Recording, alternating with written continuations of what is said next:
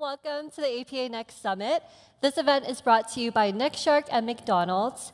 APA Next is McDonald's education initiative created to support Asian Pacific American students with resources such as this summit in their education journey. In addition to events like today's summit, through APA Next, McDonald's has partnered with APIA Scholars, who will be speaking with us today, to provide scholarships to students who are pursuing higher education. For more information on APA Next, please visit apanext.com. My name is Ernestine Sue, and I'll be your host for today. I'm a journalist, producer, and storyteller at heart. We've got a star-studded lineup today, all your favorite Asian American creators in one room. Let me hear if you guys are ready. That's the spirit. You may look at the lineup today and think, wow, these people are so inspirational, and I aspire to become like them one day. But today, through our conversations, I hope you'll see that we all have more in common than you may realize. Today, you'll get a glimpse into our speakers' lives, their cultures, and their stories. We'll also get insights on how we can learn from each other, build a community, and strive towards our passions. We're going to kick off the day with our keynote speaker, Arden Cho. Arden has been a key player in representation on screen. She's known for her work on Teen Wolf and Chicago Med, but many of you here today likely know her from the recent Netflix series, Partner Track. Let's give a warm welcome to Arden Cho.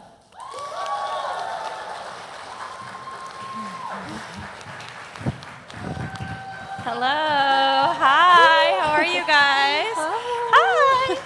Hello again. You look amazing. Thank you. Should we have a seat here? Welcome to the stage. Thank you so much for coming. Thank you for having me. Yes. Hi, guys. How is everyone? So to start, can you share a bit about your background and why you're excited about today's program? Well, one, I was really excited when I saw the flyer with all these beautiful Asian faces. I feel like I've been in the business a little longer than some, almost 2 decades, not to age myself, but I feel like it's really exciting to see so much diversity of talent, women, men, and just, of course, all these beautiful Asian faces. And that's really exciting. I feel like we've come a long way. There's still a long way to go, but it's a start.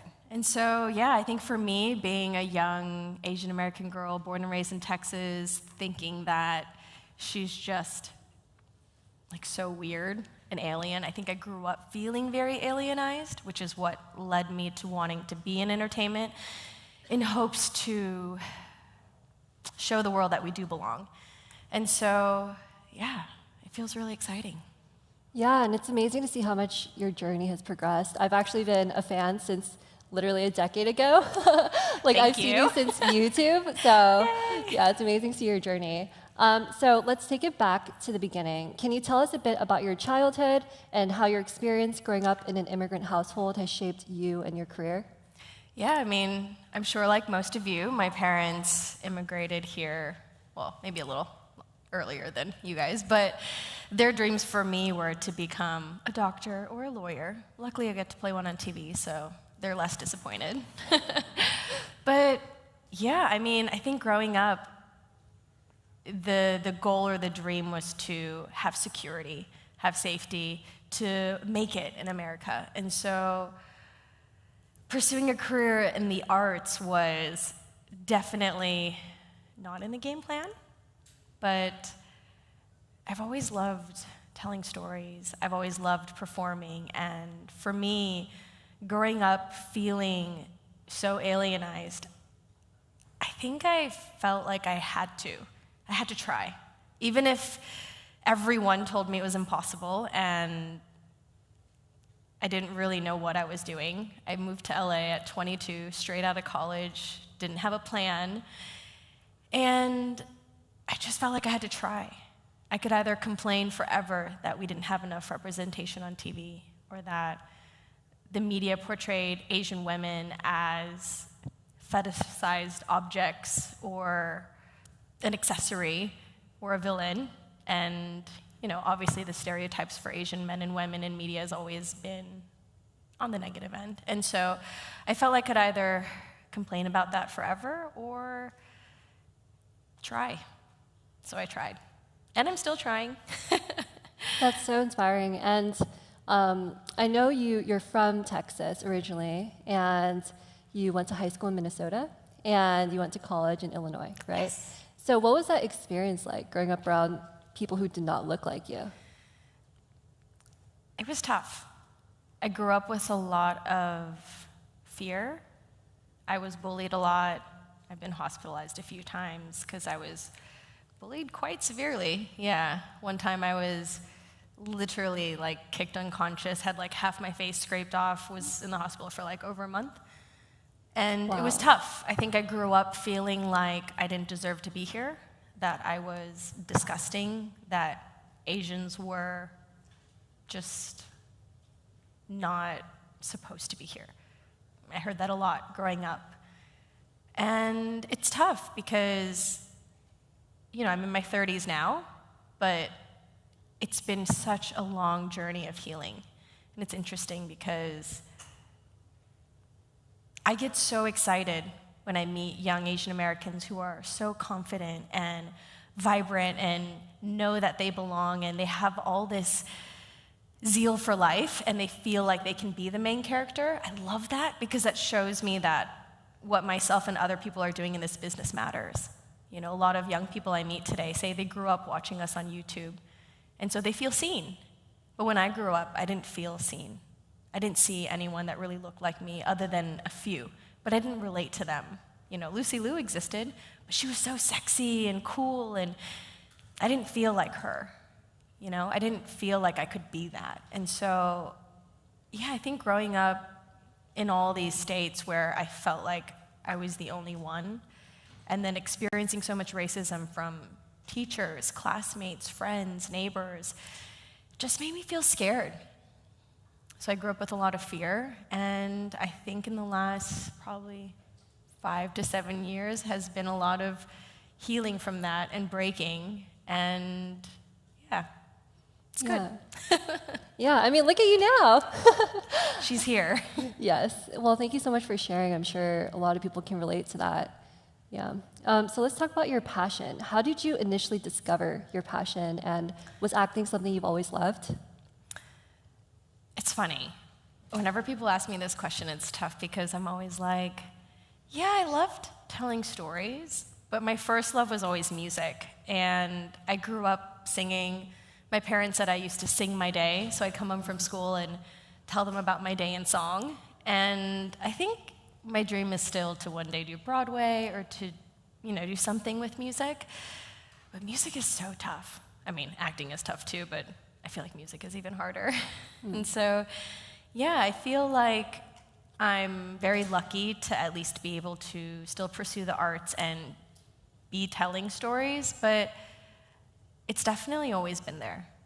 I've always loved it, and I think maybe a part of it was because it was my chance to escape reality. It was my chance to play and pretend that I lived in a world where I belonged. Yeah, thank you so much for sharing. And Partner Track touches on a lot of very significant and relatable themes for the Asian Pacific American community, one of them being representation. What has that experience been like for you, breaking into the industry as an Asian American woman? Oh man, there's so many layers. Have you guys seen the show? Yeah? Thank you. It's interesting. I think when I first read the pilot, I just couldn't believe it. I couldn't believe that there was a show with an Asian American female lead that was just about life. It was about her living life. It wasn't about her being Asian. It wasn't about fighting. It wasn't about racing. It just was about her living. And I felt like it was the most relatable story that I had read. So I was really excited. And it is based on, Helen Won's life. She wrote this book for 20 years, and what a journey it's been. It's definitely something I'm so proud to have worked on. And I hope it's really just the start for more stories. Because Ingrid Yun doesn't represent every Asian American woman. You know, that family is just one of many. And I feel like as Asians, it's so hard because we just don't have enough of our stories. So there's always so much criticism or expectation. And a lot of times that sort of sets you up to fail. And so, yeah, I mean, it's exciting to be able to tell that story, but I hope we get to tell more. And I am disappointed that we don't get our second season. Our show actually just got canceled a few days ago. Yes, I know. It's tough. It's tough. Unfortunately, I often feel like when you're a minority, the expectations for success are higher. Yeah. You know, or, sorry to the men in the room, I often feel like if you're a man, it's slightly easier. You know, like the show shows, if Ingrid was a man, things would be different. And I often feel like that's been such a parallel in my life as well. So it's tough. I'm proud of what we did. I'm definitely disappointed that we don't get to continue telling that story because I feel like season 1 was really just laying the groundwork. I don't think that it gives Ingrid's story justice, right? If you've seen the show, there was so much more to be told, so much more to see. You know, I want to see her family, I want to see her friends grow and really get there, and so it's a shame, but, you know, it is what it is, on to the next, and hopefully for the next Asian American artist or creator, this just opens more doors and we have more opportunities, but yeah.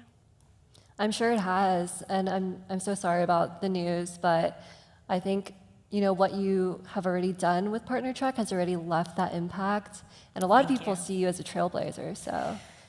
Thank you. Yeah. And did you experience any noise or critique throughout your journey of leaning into your passion, whether that be from outsiders or family, and how did you navigate that? Of course, so much. I mean, in the beginning, I feel like I just heard so much negativity, obviously, from family and loved ones. They're like, you can't pursue acting, that's crazy. You know, you can't move to LA. You know, you graduated from University of Illinois, go to law school, go to, you know, get your master's or do something with more value, or so they think. And it's interesting. I feel like my entire life I've heard so many no's. And then when I started auditioning, there was so much, I think, pushback too, because I felt like in my 20s there was this responsibility to represent Asians. You know, I wanted to be a good Asian. I wanted to do roles that were always inspiring or something positive, but then it's tough. It's tough because, I don't know if you guys know this, but there's not that many jobs for actors, and there are a lot of actors, a lot. So if you apply for jobs, imagine that number being like 100x every single time, and you're just doing an interview/audition over and over and over, and you're just fighting for this opportunity to tell a story, but quite often, there just aren't many opportunities to begin with. There's less opportunities for women, even more less opportunities for Asian American women, and so the first probably 10 years of my career was really just navigating that, the limited amount of options, and still trying to not compromise the type of characters I wanted to play or the roles I wanted to do. I've had a lot of managers and agents walk away because they were like, well, if you don't want to do this, like, you're just never going to work. And I'm like, well, I just don't want to play a racist role of this girl who just services this man, or an Asian, like, sex toy, or just something, right? And it's tough, because if I don't tell that story, someone else will. And in this business, if you don't tell any stories, then you just never get a job. Mm-hmm. You know what I mean? It's kind of like you have to start somewhere. And so I think that first 10 years was really, really tough. And it's interesting because even Teen Wolf came at a time when I was like, I'm going to quit. I'm done. I can't do this anymore. And it was like my agent calling me being like, all right, one last audition. Just one last audition. And then I read the story, and I was like, all right, cool. She's kind of cool. She's got a spunky character. She seems like she's got a fiery spirit. And so I was like, all right, let's try. And she turned out to be a lot of fun, a very special part of my career. And it gave me hope that there can be Asian American leads. But then after that was 5, 6 years of reading stories and saying, no, I don't want to do that. I don't want to be just sitting in the background forever in my career or just existing to support someone else, unless it's someone like Brian T., which I loved supporting in Chicago Med. Like, I feel like Chicago Med was such a special point in my career because I loved supporting Brian T., which if you guys don't know, you should know. He is amazing, incredibly talented. You guys probably know him from Fast and Furious, but he was also a series reg on Chicago Med for many, many, many years, and he's got a really cool show coming out where he plays Nicole Kidman's love interest. Can we just, like, for Asian men? Come on. Like, Nicole Kidman is, like, one of my absolute favorites, and I love that he's playing opposite, like, one of the queens. And he's an Asian man. How cool is that? We love that. Right, like, I love that. And so for me, that was really special to be able to support an Asian brother, friend, and exist in that world. And then even after that, years and years, I would read scripts and just be like, this isn't it, this isn't it. And then partner track. Yeah. So.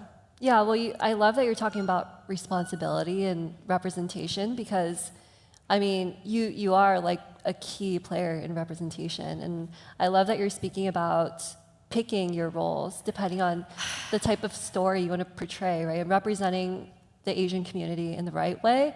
Trying. So, yeah, I mean, you're totally doing that. So we love that. And speaking of that, because you're in the limelight, you juggle the world, right? So how do you handle all the pressure of being in this industry?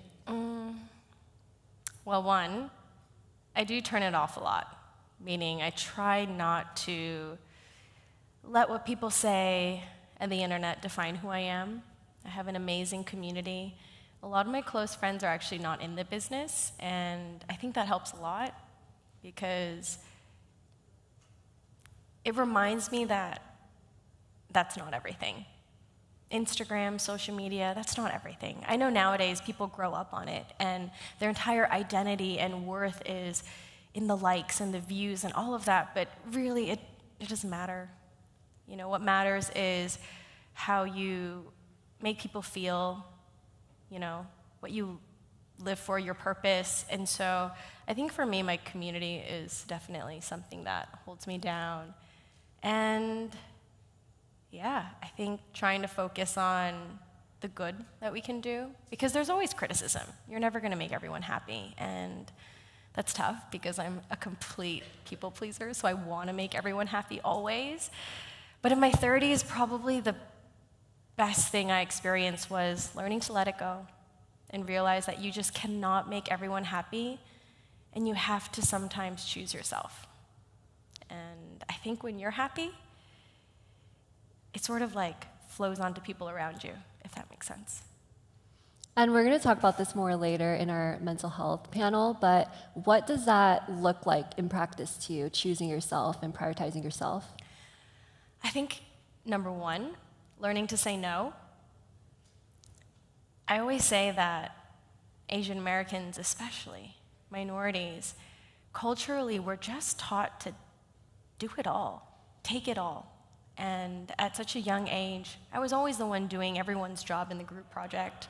I was always the one, you know, doing overtime, doing all the hard work. And I finally learned to say no. I learned to say no. And even in things like saying no to that party you don't feel like going to, saying no to an event. I actually said no to a bunch of events this week because I said, you know what? I just don't want to force myself to go and smile and have to tell people that I'm okay, even though our show got canceled. I mean, I'm happy to be here because this, to me, matters. This is an opportunity for me to share the success and failures in my career and hopefully inspire you. But yeah, I said some no's this week because I said, you know what? I need some time partner track was like one of my babies. And so choosing myself is taking breaks, getting a massage, eating something great, playing with my dog, hanging out with my friends. Yeah. Yeah, I think that's so important to talk about. And a lot of people in the audience say, and people watching online, they're still on that journey of figuring out what it is that they love. Do you have any tips for them? It's okay if you don't know. It's great if you don't know. Because if you don't know, you have all the freedom to try it all. So I would say don't limit yourself and don't pressure yourself on like a timeline or rush anything. I feel like in my 20s, I wish someone told me that you have so much time. And today, so many of my friends are doing something completely different than what they studied. But they're fine, they're successful, they're living. I have friends who've changed their careers in their 30s, in their 40s, in their 50s. I feel like 40s is like the new 20s. Like, you guys are so young, so young. You guys will probably change your career multiple times before you figure out what you love. And so don't be scared. Try it all. Learn as much as you can. I feel like learning is such a privilege, and a lot of people don't know that. There are people around the world who would die for an education, for that opportunity to learn. And so if you are blessed to have that, take it in as much as you can. And, you know, even in college, I was a psych major. Theater was an elective. Theater was what I thought would be an easy A. It was not for me, not at that time. But yeah, I would just say don't limit yourself, because the only one that hurts then is you. Yeah. So what's next for Arden? What is next? The good thing is, I feel like as the years progress in my career, I'm given a little bit more respect when I say no, and my team is a little bit more supportive when we're taking those risky choices, saying, no, I don't want to do this. I want to wait for something better, or I want to wait for a better show. I'm producing a couple projects, so creating some films with beautiful stories that obviously have some Asian American leads, and I do have Avatar coming out, I think hopefully next year. We'll see.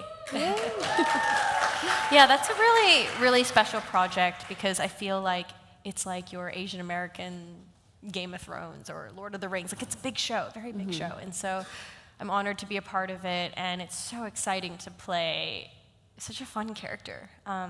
Definitely turned in my Louboutins for some leather and weapons. But yeah, so that's exciting. And yeah, I hope that the next show that I work on is something that continues in the realm of showing the world that we as Asian Americans are all different types and colors, you know, really breaking that model minority stereotype. So yeah, we'll see. Yeah, super exciting. Very excited to see what's coming next for you. Thank you. Unfortunately, this keynote is coming to an end, but I have one more question for you. Yay.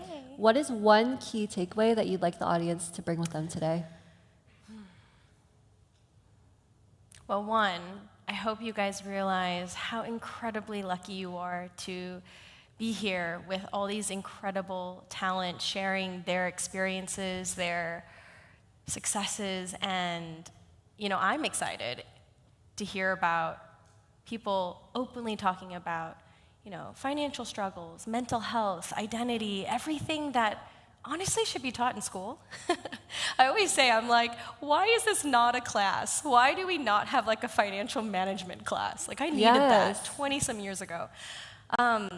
And it's okay, I'm still learning, so don't worry. Also, luckily, we have a finance panel coming up. I know, that's what I'm saying. Is like, I was looking through the list and I'm like, this is incredible. And you're all gonna walk away here today with so much more knowledge and weapons and be better prepared for life. So I hope that you leave here inspired and that you have courage to really go after what you love. And I hope, my number one thing that I always say, especially to young Asian Americans, is please support one another. Life is so hard, and support really makes a difference. If your friend starts a company and they sell something, buy it. You know, if your friend writes a script, share it. If they have a show, share it. I feel like people don't realize how much support matters. And we really need it. We really need to come together as a community to support one another and know that just because someone else is successful or having their moment, it doesn't take away from you. There really is room for everyone. There's room for all of us. And I hope that everyone gets their chance. And you will. And I feel like my career is a key example for that. I was told for years and years that it was too late. I was told I was too old. I've been told, go back to your own country and be a lead there. You'll never make it in America. And yeah, at 37, I got to be the lead of a show, got to have billboards in Times Square and Hollywood, and have my face on Netflix. So, woo! Give it up. Thank you. But I feel like that, I hope, inspires you that there really is no age limit, and don't let other people affect your judgment there. So just believe in yourself. I know it sounds cheesy, but yeah, believe in yourself. So important. Well, thank you so much, Arden, for sharing all these insights. I know I've taken something. I hope you guys all have taken something from this conversation. Yeah, thank you so much, Arden. Thank Woo! you. Thank you so much. Thank you. Yeah. So good. Bye. Have a good See day. you backstage. Bye. Thank you, guys. Woo! Guys, the day has just begun. Up next, we have a panel on finance and college secrets. Joining us now is Vivian Tu of Your Rich BFF, Sierra Lloyd with APIA Scholars, and Connie Livingston with Empowerly. Let's welcome them up on stage. Woo!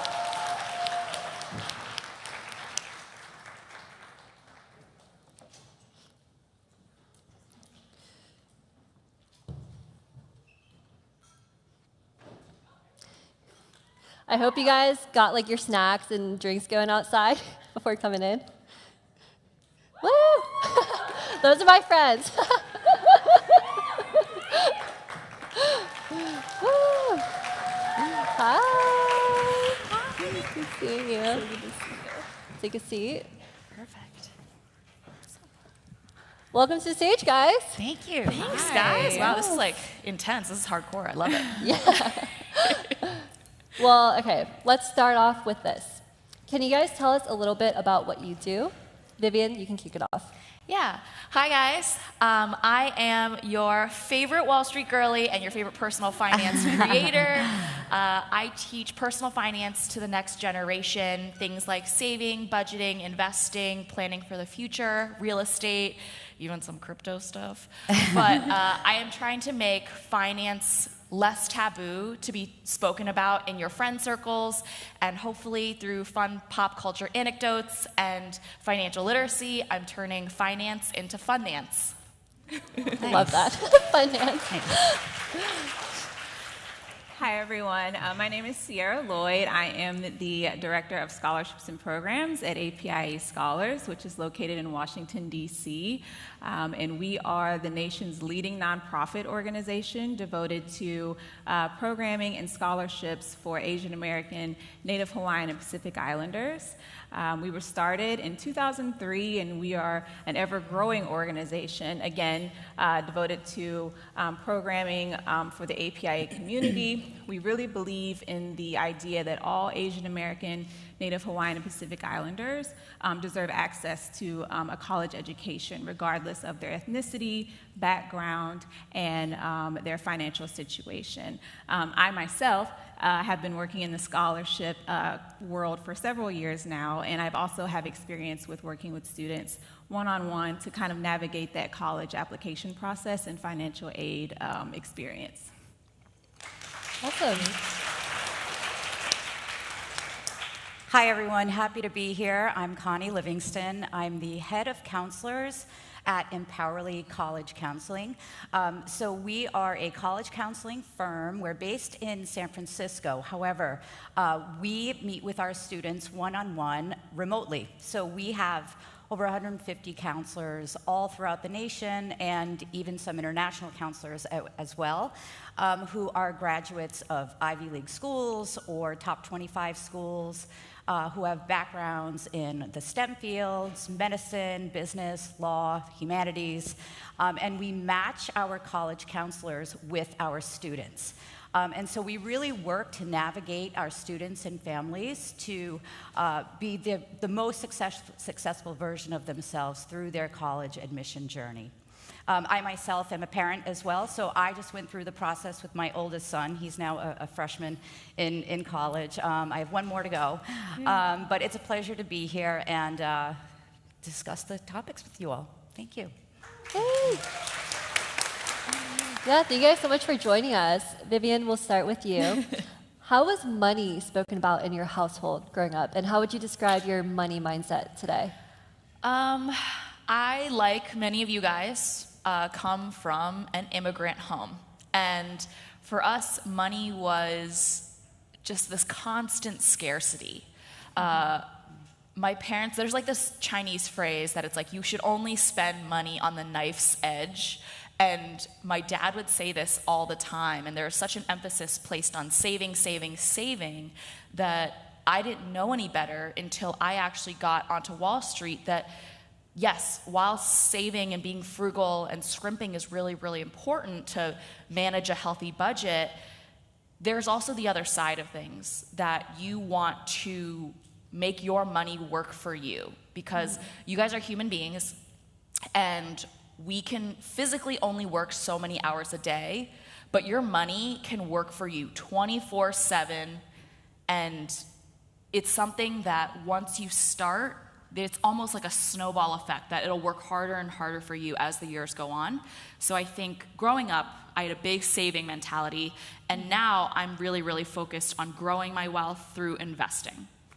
Yeah, it's so amazing that you talk about that scarcity mindset, because I think, like you said, a lot of us are from immigrant families, and when you grow up in that environment, I think people don't talk about this enough, but the immigrant experience, right? Like if you think about it, your parents, they grew up in a completely different country, and they literally uprooted their life to move to America for a dream, right? And that process in and of itself has a lot of trauma associated with it. So that's where a lot of that scarcity mindset comes from. So I think something that's also very important is having conversations with your parents and getting to know them and understanding their story, so you understand where a lot of their teachings and advice come from. But adding on to that question, how did you transform your mindset from more of a scarcity mindset to more of a growth mindset? Yeah, so like you mentioned, my parents came over to America in their early 20s. They told me this story of how they came over with nothing but 2 suitcases and like an inexplicably small amount of money in their pocket. And then they walked uphill both ways, and they carried their lunch in like a bucket. I'm like, I feel like this might be a lie, but okay. They're like, we never had shoes. And I'm like, you guys, like, what are you talking about? And they didn't speak English. They were taking jobs that, you know, I think a lot of us would consider beneath us when they first got to America, because in China, my mom was a, pharmaceutical chemist. My dad was a doctor, and when they got to America, they couldn't find jobs like that. They kind of took what they could get. And my dad even had to go back to school at our local, community college to, gain other skills so that he could make money, because he wasn't going to be hired as a medical practitioner in this country.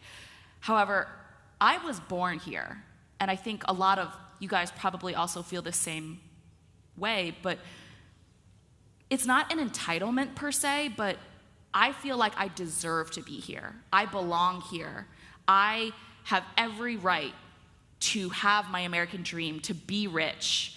And I think I've always been very much motivated by money because we didn't have a lot of it growing up. And I remember getting into major fights with my parents over a pair of like $25 jeans from PacSun because I wanted the ripped jeans and my parents said like, we can't afford it.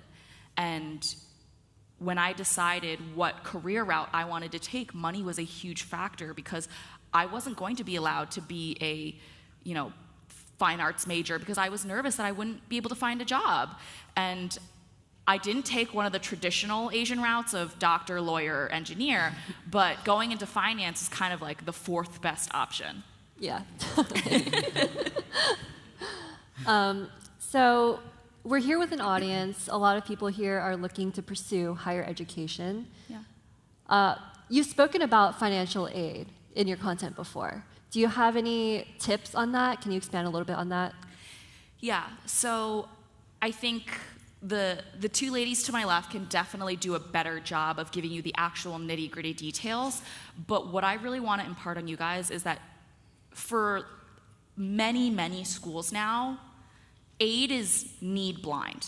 And when I was going through the college application process, my dad told me I could not apply for financial aid because as an immigrant, there was this mistrust, and he thought that if we applied for aid, I wouldn't get into those schools, that they would put like a little red marker next to me and say like, no go. And that's just not true. It's okay to apply for aid. It's okay to apply for merit scholarships. Student debt is truly one of the most crippling things for our generation and the next. And if there is anything that you can do to make that financial burden less, you should try to do it. Yeah, 100%. And for many of us, this is the first time we're learning how to build credit. Can you talk more about how to build credit and its importance? Yeah, so there's so many steps, especially that you guys as young people can take. First and foremost, I'm assuming a lot of you guys still live with your parents, and you can ask them to actually make you an authorized user on their credit card if they are able to consistently pay their credit card bill off each month. What this essentially lets you do is the same way that you're leeching onto them for food and housing, you can leech onto them for their credit score. And you essentially get an A+, grade report on your credit for all of those years that your parents actually just casually paid off their credit bill on time. If they're worried about you like going nuts and spending crazy amounts of money, have them add you as an authorized user and then just cut the card and just promise them that you'll never use it. But this truly is one of the easiest ways that young people can build their credit without doing anything. What I'd also say is that when you guys do get to college or even just graduate from high school, it may make sense for you to open up a secured credit card. It's just a really fancy way of saying that you put down a security deposit. And I know this sounds silly, but they will ask you for $200 as a security deposit, and then you can spend up to $200 on this credit card. And you're essentially borrowing your own money. But as you're doing that, you are going to be able to build your credit score rapidly, and over time you'll be able to get a credit card that may have way better rewards and points, but this is how you slowly build up to that. And this is why we love your content, Vivian.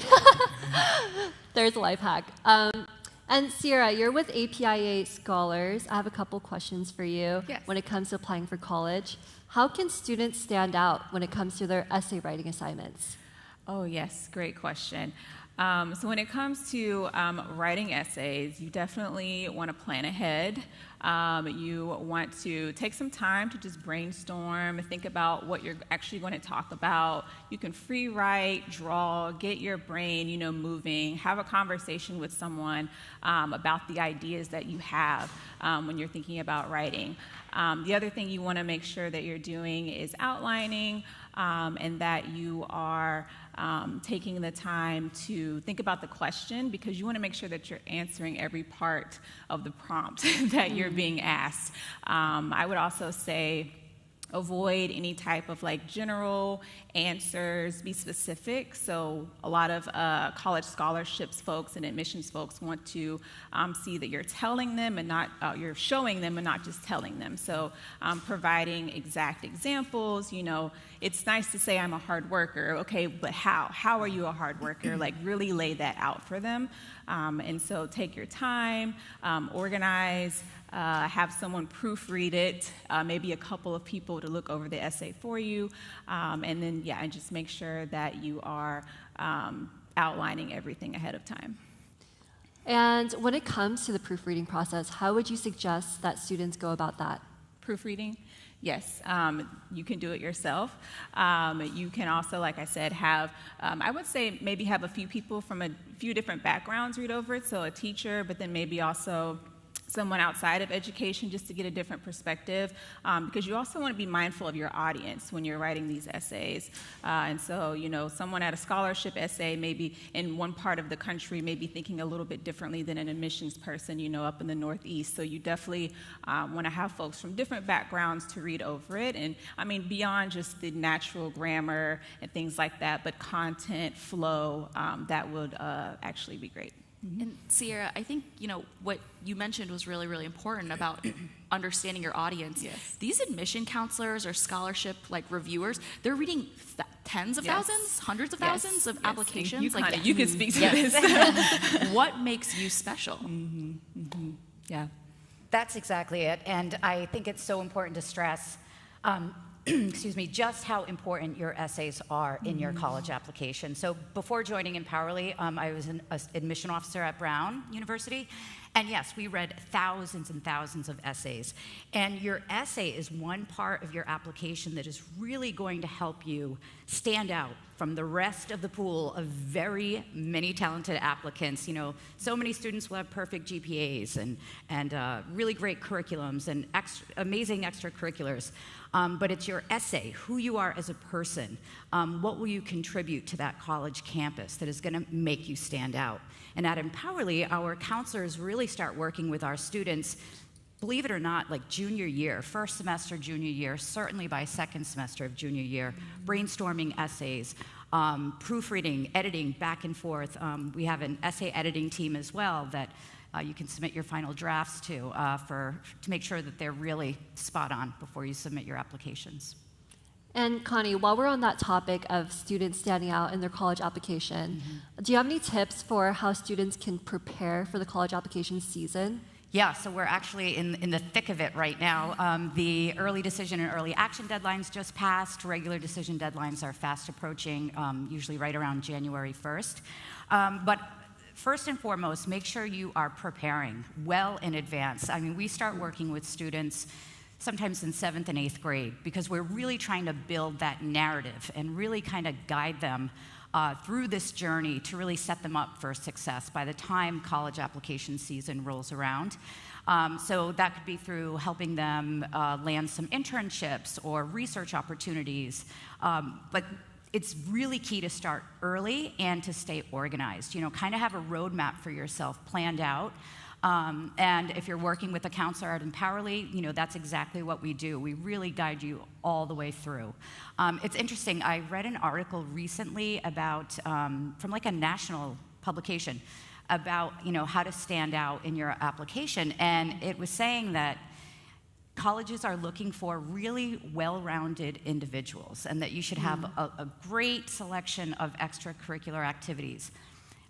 That is true to an extent. Of course, we want well-rounded students and individuals, but I think it's really important to understand that selective colleges and universities, you know, we're talking the Ivy Leagues and top 25s, they're looking for far more than just well-roundedness. They're looking for deliverables in a specific area that you have focused over the last few years in your high school career. So, you know, whether it be research or a passion project, colleges and universities are looking for students who have really achieved, you know, high accolades in specific fields. So it's not good enough anymore to just be well-rounded in a bunch of things, right?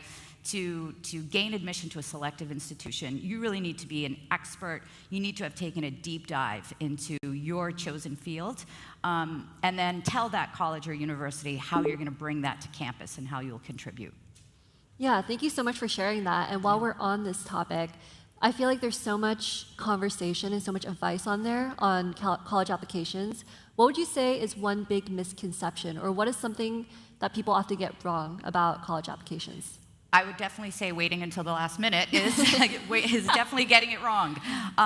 You know, like I mentioned at Empowerly, we're working with students 9th grade, 10th grade. You know, we've got roadmaps on things that you should be focusing on during each year of high school.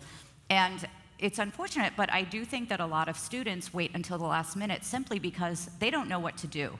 So I also come from immigrant parents. So when it was my time to apply to college, my parents had no idea, you know, what the process was like. And unfortunately, at my high school, you know, we didn't have a lot of support from our guidance counselor. So I wish I had a college counselor to work with to kind of help me along the way. But yeah, I definitely would say do not wait until the last minute. And I think that's why our families, in addition to our students, really appreciate the work that Empowerly does. You know, our parents you're busy, you're working, you have full-time jobs, you're raising children, not just your student that's ready to go off to college, but younger children as well. So we kind of really take that burden off of you and really help guide and empower your students to become the most successful version of themselves. And Sierra, what are some financial aid timelines that students should be aware of? And do you have any tips on time management or tracking your applications? Yes, so I'm glad that Connie mentioned that about doing things early. That also applies for financial aid, Yes. Filling out your forms for financial aid. So the FAFSA and CSS profile open every year on October 1. And so you want to make sure that you are completing these forms as soon as possible. You also want to double check to see if your state that you're living in also has their own financial aid form that's required. But basically you want to get all of this in a timely fashion, and I'm going to tell you why. So it's really because a lot of these institutions have internal funds that they're giving out to students, and a lot of it is first come, first served. And so, you know, the student who gets their FAFSA in December, January, they're going to have a much better financial aid package offering versus the student who waits till May or June. So you really want to make sure that you are completing those forms early. Yeah, that's so important to keep in mind. I feel like a lot of people don't know that, so thanks for sharing. Do you guys have any advice on how to differentiate between reasonable versus unreasonable amounts of student loan debt when it comes to picking a college? So I can speak a little bit about that. So I think I've worked with a lot of students, and I feel as though there's kind of this spectrum of student when, you know, zero is not possible when it comes to the amount of debt that you're going to walk away from. And so you have one student on one end of the spectrum who's very debt adverse. They don't want to take any loans, and you know, they kind of withhold themselves from enrolling in that best match school because they're just terrified of loans. And then you have the other end where you have students who want to go to this dream school and they're taking on mountains of debt, you know, to go to this institution. And I think, you know, when presented with that type of scenario, you want to kind of fall somewhere in between. I think currently the average amount of debt that a public university student takes home is around $30,000 now, which evens out to about $7,500 a year. So if you're kind of in or around that, you're doing okay, you know, if you're like within that $5,000 to $7,000 a year. But when we start to get into the $10K, $15K per year, you know, that's when you kind of want to take a break and, you know, zoom out and see, you know, maybe there might be a better alternative here. But the reasonable debt is a thing, but just, you know, really taking the time to think through, you know, what your offerings are from each individual school and taking time to compare. And I think that graduating college with a certain amount of debt, a reasonable amount of debt, is a good thing. You know, I mean, you're really valuing your education if you know that, you know, you have to work towards it and pay it back eventually. So I think a reasonable amount of student loan debt can be a good thing. And I'd also hop onto this and say this very practically, if you just go home and Google like major like debt to income calculator, I can't remember if it's like the Wall Street Journal, like there was a major publication that basically did a survey on like multiple dozens of majors and where they went to school and how much they were able to earn after graduation. I totally get it. Like, I went to the University of Chicago. It was very much dream school, like Ivy League level tier school. And I know people who walked out of that with six-figure debt. And they ended up on Wall Street having these very, very lucrative jobs that they knew they were going to be able to pay that debt back very quickly. Alternatively, if you know that you want to major in something that is truly your passion, but isn't going to be able to give you that six-figure payout right after school, like you may want to consider taking on less debt just so that it's not a burden on you as an adult. But I think how much debt you should take on is also very much determined by what type of school you're looking to go to and what you're hoping to major in and what you're hoping to do after graduation. Yeah, totally. And adding on to that, let's talk college cost of attendance. How can students understand it and avoid that sticker price shock when deciding universities? Yes, so there is this phenomenon called sticker price shock when students are looking at schools and like you see that big number that they're charging on their website. And so this is because we have, as consumers of higher education, we tend to associate things that cost more with value versus things that cost less. And so colleges have caught on to this, and so they've kind of beefed up these sticker prices that they're advertising. However, the adverse effect of that is that there are a lot of students who are then discouraged from applying to those schools when those are actually pretty good matches for them. And so to that, I would say, you know, make sure that you're still applying to those schools, even if you see that large sticker price, because a lot of these schools are advertising high sticker price but are offering low discount. And so you definitely want to still apply, fill out your FAFSA, fill out all those forms that are necessary, because chances are that's not the actual price that you're going to be charged individually, because each individual student has their own calculated cost of attendance. And who knows, you may get, you know, a lot of money in financial aid and scholarships like the APIA Scholars scholarship. So yeah, just don't allow that sticker price to make you afraid. Yeah, and I think this is an unfortunate truth, but I think it's very important to talk about. What if a student doesn't get into a school that they're interested in? Where do they go from there? So, you know, again, I think that's the importance of building a balanced college list. So at Empowerly, we really work with our students to make sure that we're crafting a college list that is very well balanced between, you know, safeties, targets, and reach dream schools. So that way our students come out with many, many options upon completing their college application. So it's really important that any school that is on your college list is a school that you would love to attend. Even your safeties, right? Your safeties should still be colleges that you would be thrilled to attend. So that's incredibly important. You know, there are always stories of students who are applying to like all the Ivy Leagues and don't get into any of them, and that is heartbreaking. You know, that should not happen. So again, that's why the balanced college list is really key. However, though, you know, there's always the option to transfer as well. So if you don't get into your dream school, you know, maybe you go to your second favorite school and do really well there. Our counselors also work with transfer students as well, so they can kind of help you through that whole process. But all is not lost if you don't get into your top choice school, for sure. And speaking of college, do you guys have any advice for people on picking the major for them? Choosing a major. You know, I think it's really, you know, these are 17-year-olds heading off to college, right? So we almost expect that you're going to change your minds. Yeah. You're going to get to college, you're going to start exploring many different academic disciplines, and, you know, what you thought you wanted to major in college could very well change. So I would definitely encourage all first-year college students to take that as an opportunity to really explore, take some academic risks.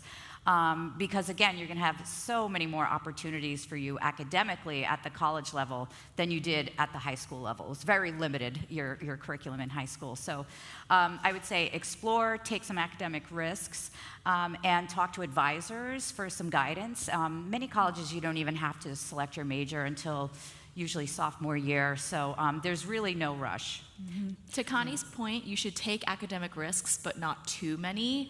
I have a funny story.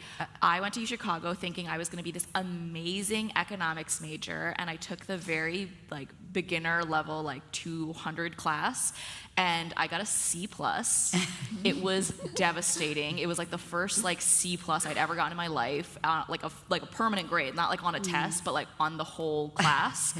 And I had to have this moment where I, level set with myself and said, hey, if you keep taking these classes because your ego wants to be an economics major, it may hinder your ability to get the job you want when you leave. So what I ended up doing is I pivoted to a public policy major, which at UChicago was still very economics focused, but more real life application. And I've always been a big tree hugger, so I double majored in environmental studies. And it's so funny, all of my colleagues in the environmental studies program ended up working at NGOs or becoming park rangers. And I ended up trading energy stocks on Wall Street, so very much a sellout. Nice. But I think it's, to Connie's point, there's so much exploration to be done. I am a huge, huge fan of the double major, mostly because if you pick two majors that have some sort of intersection, for an extra 3-4 classes, whatever, you can get 2 degrees for the price of 1. So it's fun. You're able to take on something that may really apply to your real life and ability to make money in the real world, but also something that you're passionate about. Yeah, I would say it's definitely important to find a major where you have some slither of joy in it. Because I have a very similar story. Came in as a business major, and I had a C- in my my first econ class, and then had to pivot because I think if there isn't any joy in that major, you're going to burn out, and you're going to burn out fast. And you want to, enjoy some of the work you're doing in school, some of those readings you're taking home. So definitely look for something that you have some type of connection to. Yeah, also that was so funny. You said 2 majors for the price of 1. It's very finance girly of you to say. Oh, yeah. I'm twofer. Yeah. And when it comes to college, what are some ways a student can make the most out of their college experience? I would say get involved for sure. Join clubs. College is not just about academics, although yes, parents, it is a very important part of college. But it's also about growing as a person and finding your people and finding different interests, exploring, of course, as usual. So I just think that college is a time. It's a wonderful time in your life, and it's a time for you to grow and mature. And really find your passions and your interests. Yeah, I would definitely say network, build community while you're there. The people you meet in college, you're going to have those relationships for the rest of your life. I'm also a big advocate of studying abroad, so if you have that option, do that as well, because there's not going to be many other times in your life when you can go off to a country for 6 months and use financial aid to pay for it. So if you have that opportunity, definitely take advantage of it. And you know what I'm going to say. I'm a finance person, right? So I think there is truly no other time in your entire life where you will have fewer responsibilities than in college. You know, your rent is covered, your food is covered, you don't owe anybody anything, you likely don't have a pet, you probably don't have kids yet. So focus on you, focus on building something that you are excited about. I'll give you an example. I would go to the psych lab every Thursday, and I would do puzzles for an hour, and they would give me $30 for my time for doing these puzzles, and I'd be like, okay, I've got beer money. And I think it's a really cool opportunity for you to find your people, but also I think there's such a power now in having your own audience and building something for yourself. With that money, if I could go back, I would have started on social media like back in college, like I never would have had to work a job. No, I'm just kidding. But you know, there's no better time to test. So join a lot of different clubs. Maybe you find out you have a big passion for bird watching. Who knows? But use that time and your money and your finances during that period very wisely, because you're never going to have so much freedom ever again. Yeah. And do you guys have any advice when it comes to preparing for the workforce while you're in college? Yeah, internships. Yeah. Take them every Internships, single sure. summer. Ideally paid. I think if you take an unpaid internship, it shouldn't typically take all of your time, so try to take on paid work as well. I think it's important to bolster that financial knowledge, that financial stability you have, but interning in something is a really great way to, one, gain tangible skills that you can actually use in that role post-grad, but also teach you if you like something or not. Because I've worked in multiple different finance roles before I ended up graduating and trading on Wall Street, and it became very clear to me I did not want to go into banking. It became very clear to me that I didn't want to go into research. So testing those things out for 10 weeks risk-free is amazing. Yeah, and I would also say take advantage. Most colleges and universities have like career labs, like preparation for life after college, where they'll help you with resume building, cover letter writing, interviewing skills. So definitely take advantage of those departments on campus, and definitely connect with your college's alumni network, because alums are looking for students from their college to potentially hire eventually. So make sure you start making those alumni connections while you're still a student in college. I'd also say, I think often as I'm looking around, there's a lot of young women in the audience, and also, obviously all of us are of AAPI heritage. Apply for jobs and internships you don't think you're qualified for. Like I'm like, oh, I only fill out 4 out of 10 of these bullets. That's fine. That's great. I'm perfect for this job.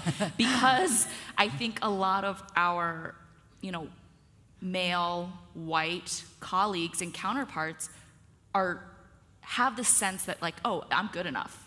And I need you guys to feel that way too, because you are just as smart, maybe smarter. You are just as qualified, maybe more qualified. So apply for stuff that you don't think you're gonna get. Why not shoot for the moon and land among the stars? Yeah. Thank you for mentioning that. I mean, it's not talked about enough, and I think there's a stat out there that a lot of women don't apply for roles that they feel like it's because they feel like they're not qualified. Well, really they are. So super important to talk about. And do you guys have any, zooming out a little bit, do you guys have any content or podcast or book recommendations for our audience when it comes to personal finance? I'm sure you do. Am I a joke to you? Follow me. I think there is a plethora of really wonderful information out there. Fortunately for you guys already live on the internet, so you should be able to find it. I love looking at things on Investopedia or NerdWallet and just checking to see if like my gut reaction is right.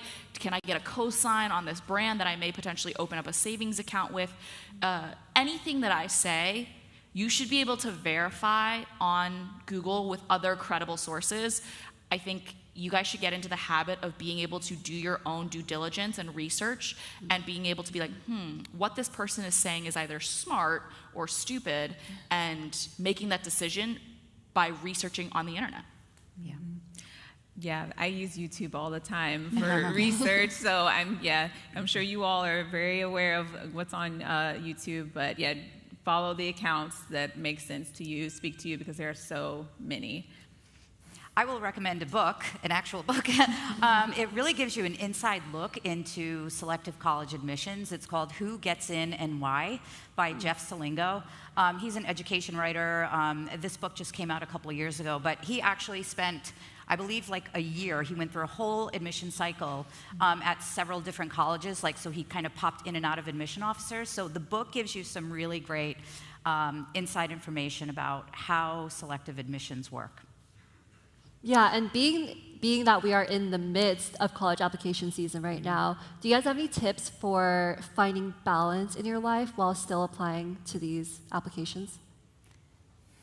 Yeah, I mean, college applications will take a lot of time, especially if you're applying to, top 50, top 25, especially Ivy League schools. Your application really needs to be perfect. So that's why at Empowerly, our college counselors really work with our students to make sure their applications are polished as can be. But that really involves a lot of commitment on your part as a student. And it also involves scheduling your time wisely. So it's not a matter of just, this Saturday I'll work on my college application for a couple of hours. No, we really work with our students to set a schedule, a daily or biweekly or weekly schedule. When and where are you going to start working on your college applications? What part of the college application are you going to tackle this time?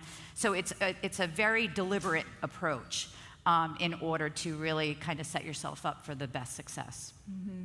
Yeah, and I would say that I recall back to when I was applying to college, and I remember it being like the first time in my life when I felt like, oh wow, this is all on me, everything I do from this point on, it depends on what I do next, and so that was very anxiety inducing. So I just would offer to you to please also just schedule in time to have fun, enjoy, your last few years of high school, because that's important to set that balance early. As adults, as an adult, I still struggle with that, but yeah, just also make sure that you are taking time to still enjoy life amongst all of the chaos. Yes, that's great.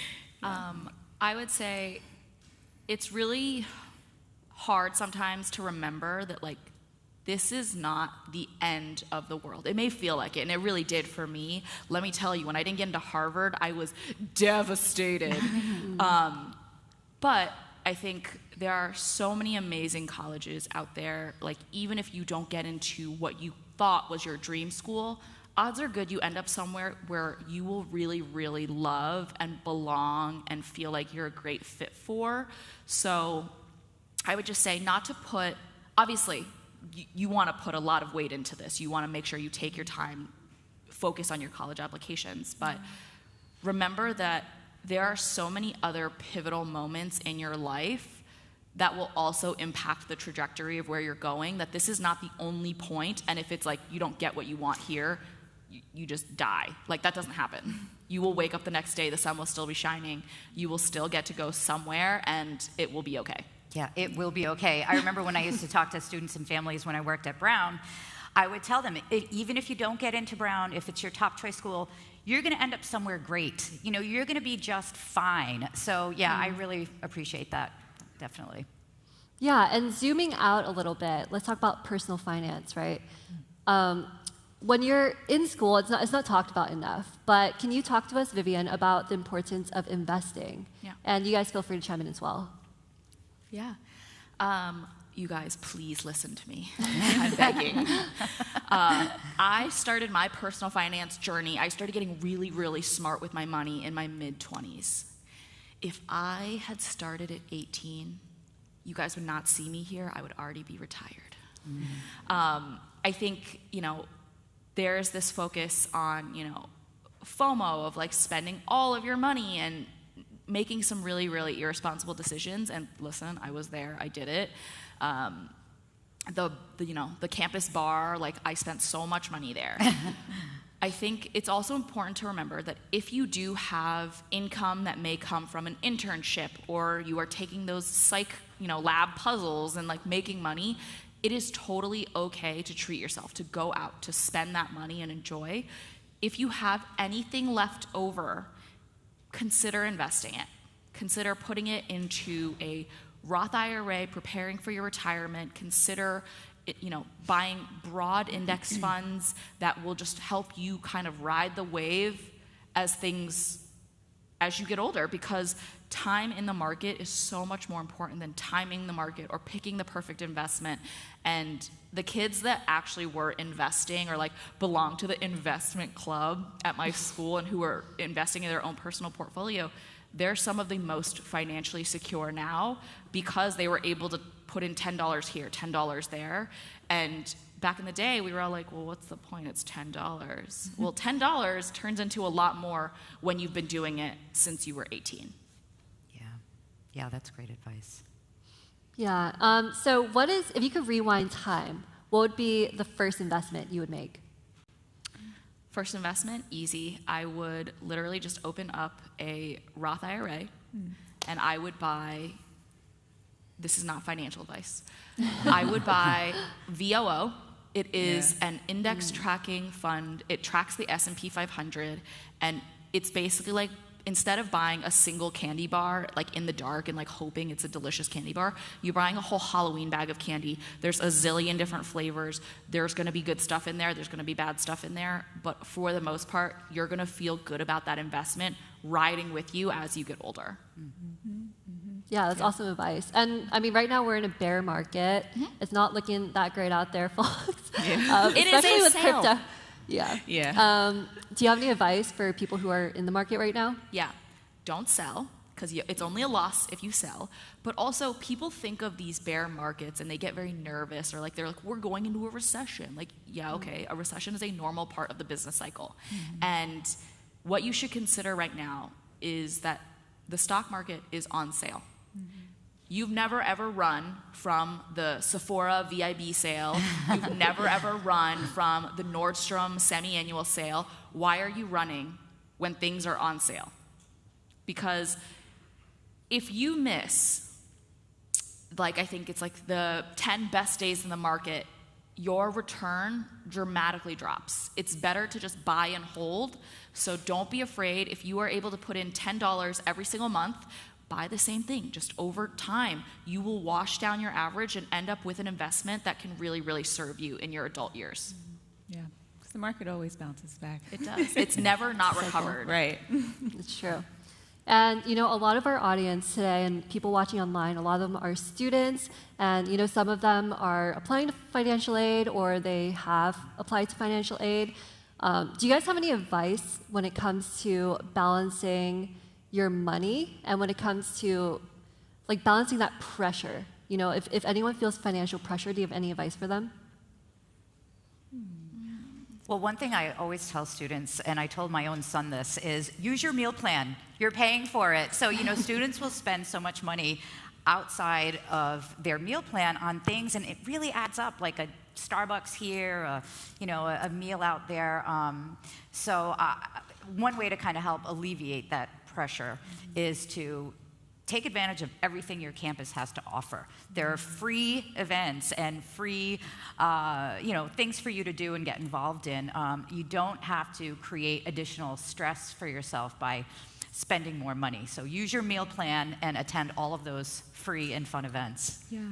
Yeah, and I would say on the front end, apply for scholarships. And do you mind if I take just a few minutes to talk about the McDonald Scholarship? Oh, please. Okay, great.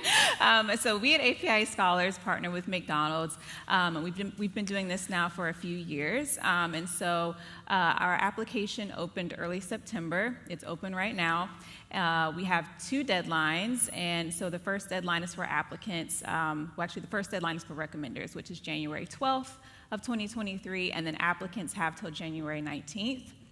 Our scholarship awards at APIA Scholars range from about $2,500 one-time awards to $20,000 multi-year awards, and you can apply every year as long as you're still an undergraduate student.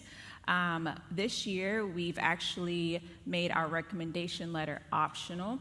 So applicants can choose to write either 2 essays and submit a recommendation letter, or write 3 essays and no recommendation letter. And so we discovered that since the pandemic, a lot of students have been finding it hard to kind of make some of those connections with those typical individuals that would write recommendation letters. And so we wanted to incorporate that flexibility.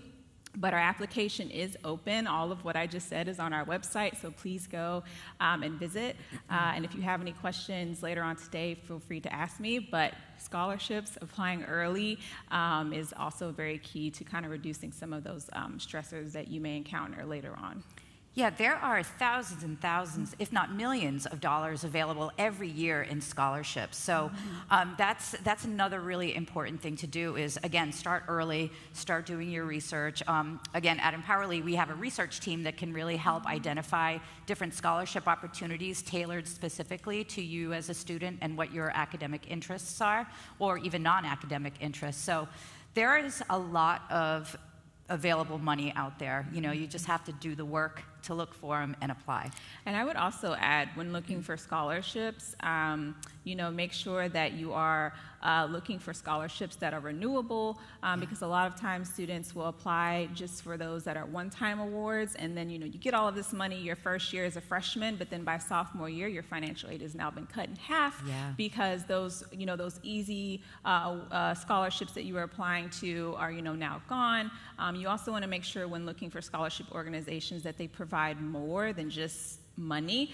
So at APIA Scholars, we also provide a lot of programming where our students can get engagement with other Asian American Pacific Islander professionals in industries that they might be interested in. We have mental health resources. We do check-ins. We have a vast alumni network of over 6,000 APIA members. And so you really want to look for those programs that have more engagement and aren't just, you know, sending out money that may just be a one-time $2,000 award during your freshman year. I'd also say it's really important to not be shy about negotiating. So I was deciding between the University of Chicago and Dartmouth, and I was so fortunate to receive merit aid at U Chicago, and I was stoked about this merit aid. It was, I think it was like $20,000, $5,000 a year. I was like, that's a lot of money. I was so mad when I found out this other kid that I knew was also deciding between U Chicago and Dartmouth. And he said to U Chicago, hey, Dartmouth's giving me like some better money, but I actually really want to go to U Chicago. Can you up this? He ended up getting $15,000 a year. And I was like, why didn't I ask? I'm an idiot. So please don't be shy about asking, especially if you are a competitive candidate and you'll, you know, if you get like a likely letter or get accepted early or whatever, don't be afraid to ask. A lot of these schools really, really do want you to attend, and you are the prize, so make sure you know what you're worth. And that tactic works for undergraduate and graduate schools. I've seen it done in both cases. It's great. Wow, that's crazy. I didn't know that. I didn't know you could negotiate when it comes to You can colleges. totally appeal your financial aid award. Wow, that's incredible. Thanks so much for sharing that. And unfortunately, we are running out of time for this panel. My final question is, I'd love to get your thoughts on how a parent can support their kids throughout this application process. Yeah, I think it's a matter of open communication between parent and child. Know what your child needs, but also know how much space they need as well. So as I mentioned, I have a son who is now a freshman in college. You know, because of my work, what I do, like 9th grade, I was talking to him about college, and he finally at one point was like, Mom, I got this. You know, can you just give me a little bit of a break here? So really kind of understand how much support your student needs, your child needs, and find that balance. And, you know, again, if you have the ability, you have the opportunity to work with a college counselor, even better, because then that tension between student and parent is eliminated. You know, your college counselor kind of takes that burden off of you. So that would be my advice. Awesome. Yeah, thank you guys so much for sharing. We do have a couple more minutes for a Q&A, and we have some mics set up somewhere. If you guys have any questions, please feel free to ask them. Oh, they're right there and right there. Don't be shy, guys. Come on up. Do you guys have any finance questions about college? I'm looking at you too. Come on up, guys. Any questions? Any questions? Oh, yes, Woo! we have a brave person. Hello? Okay.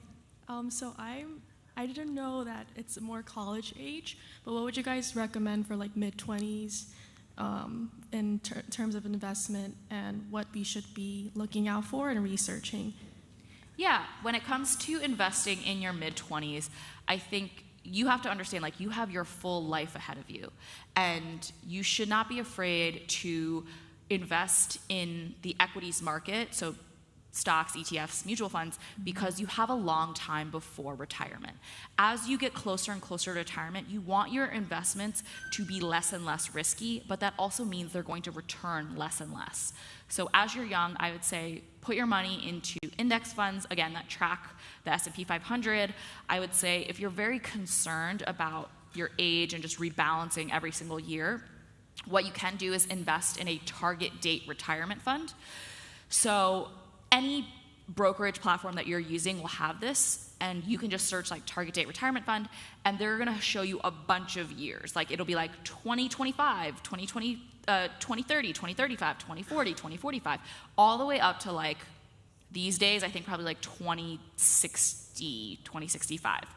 And what you do is you calculate what year you would turn 60, and then pick the year that's closest to that.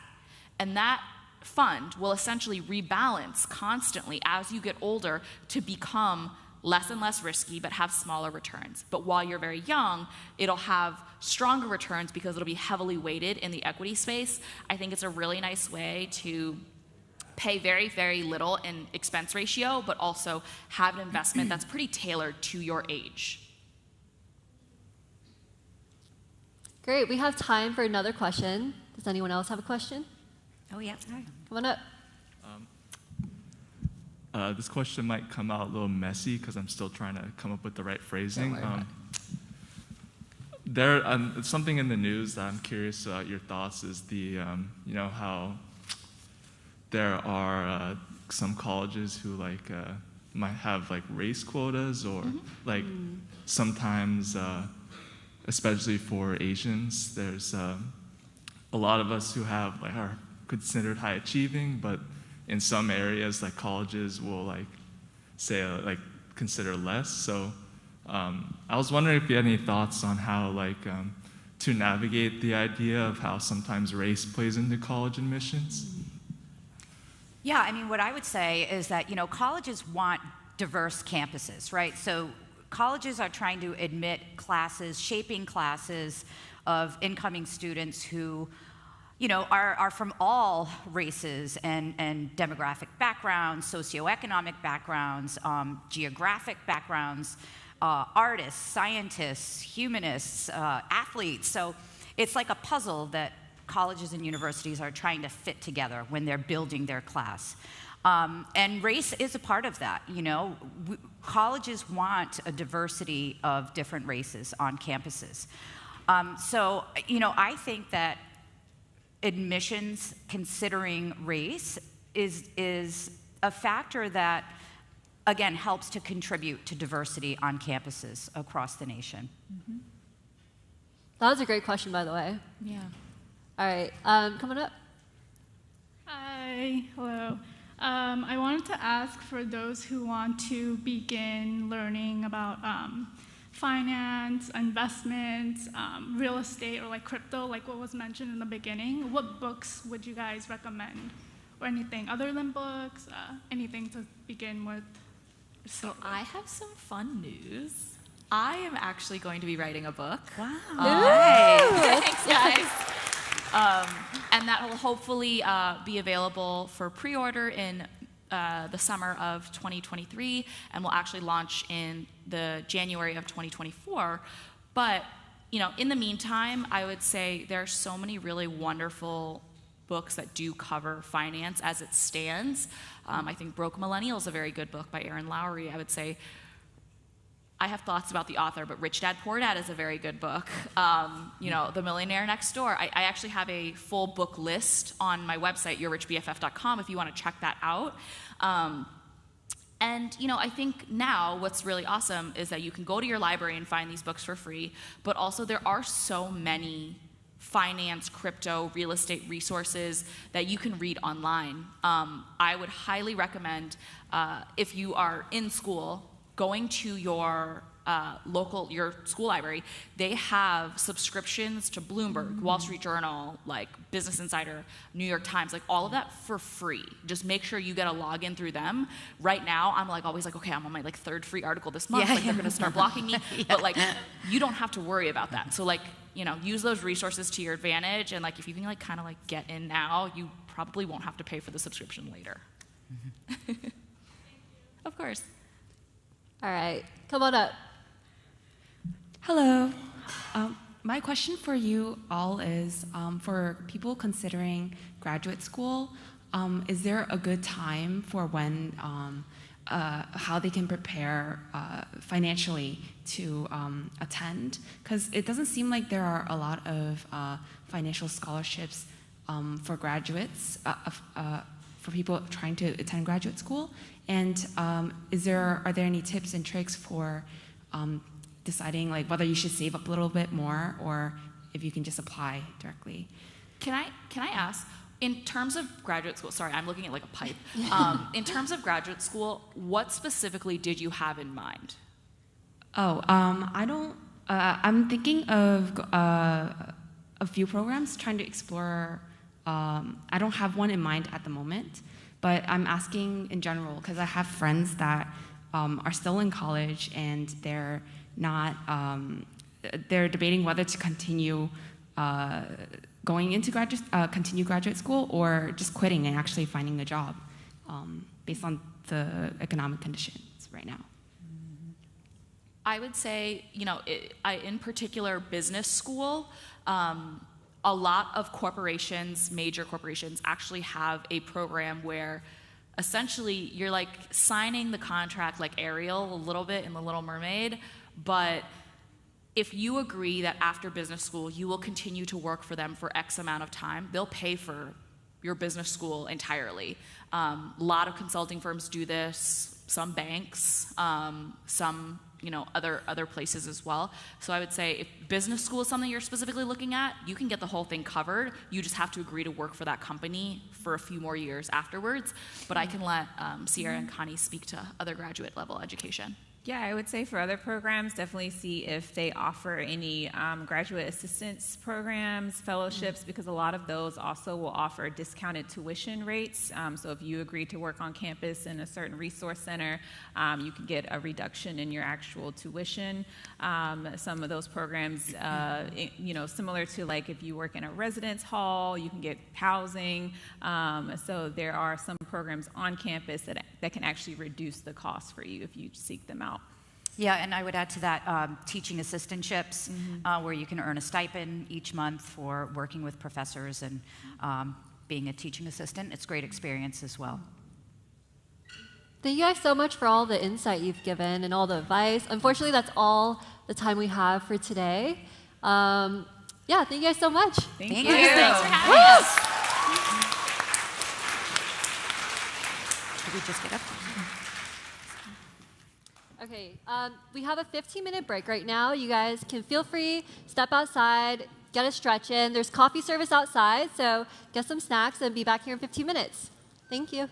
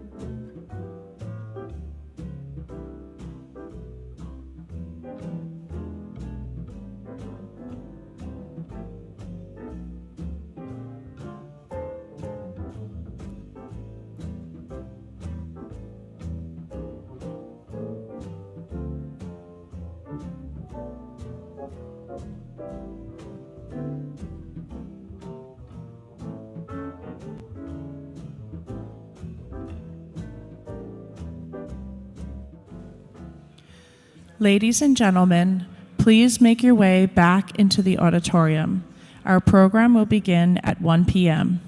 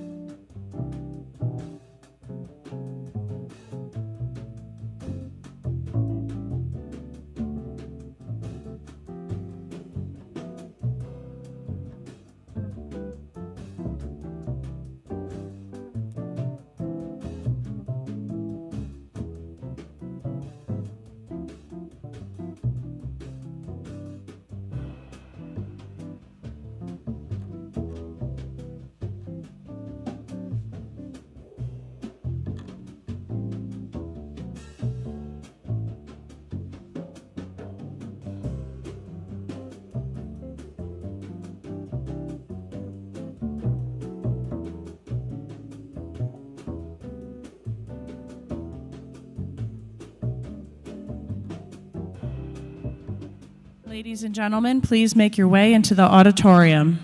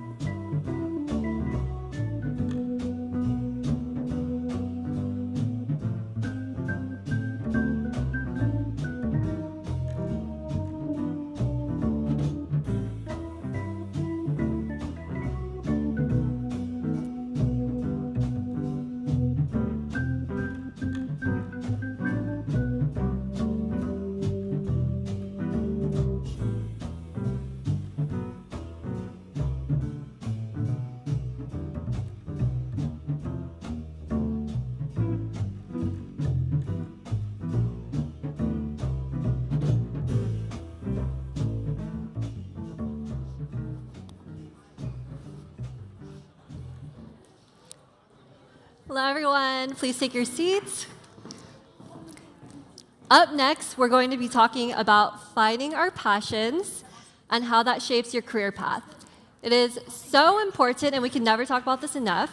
And today, we're joined by our favorite power couple in medicine, Miki Rai and Dr. Kevin.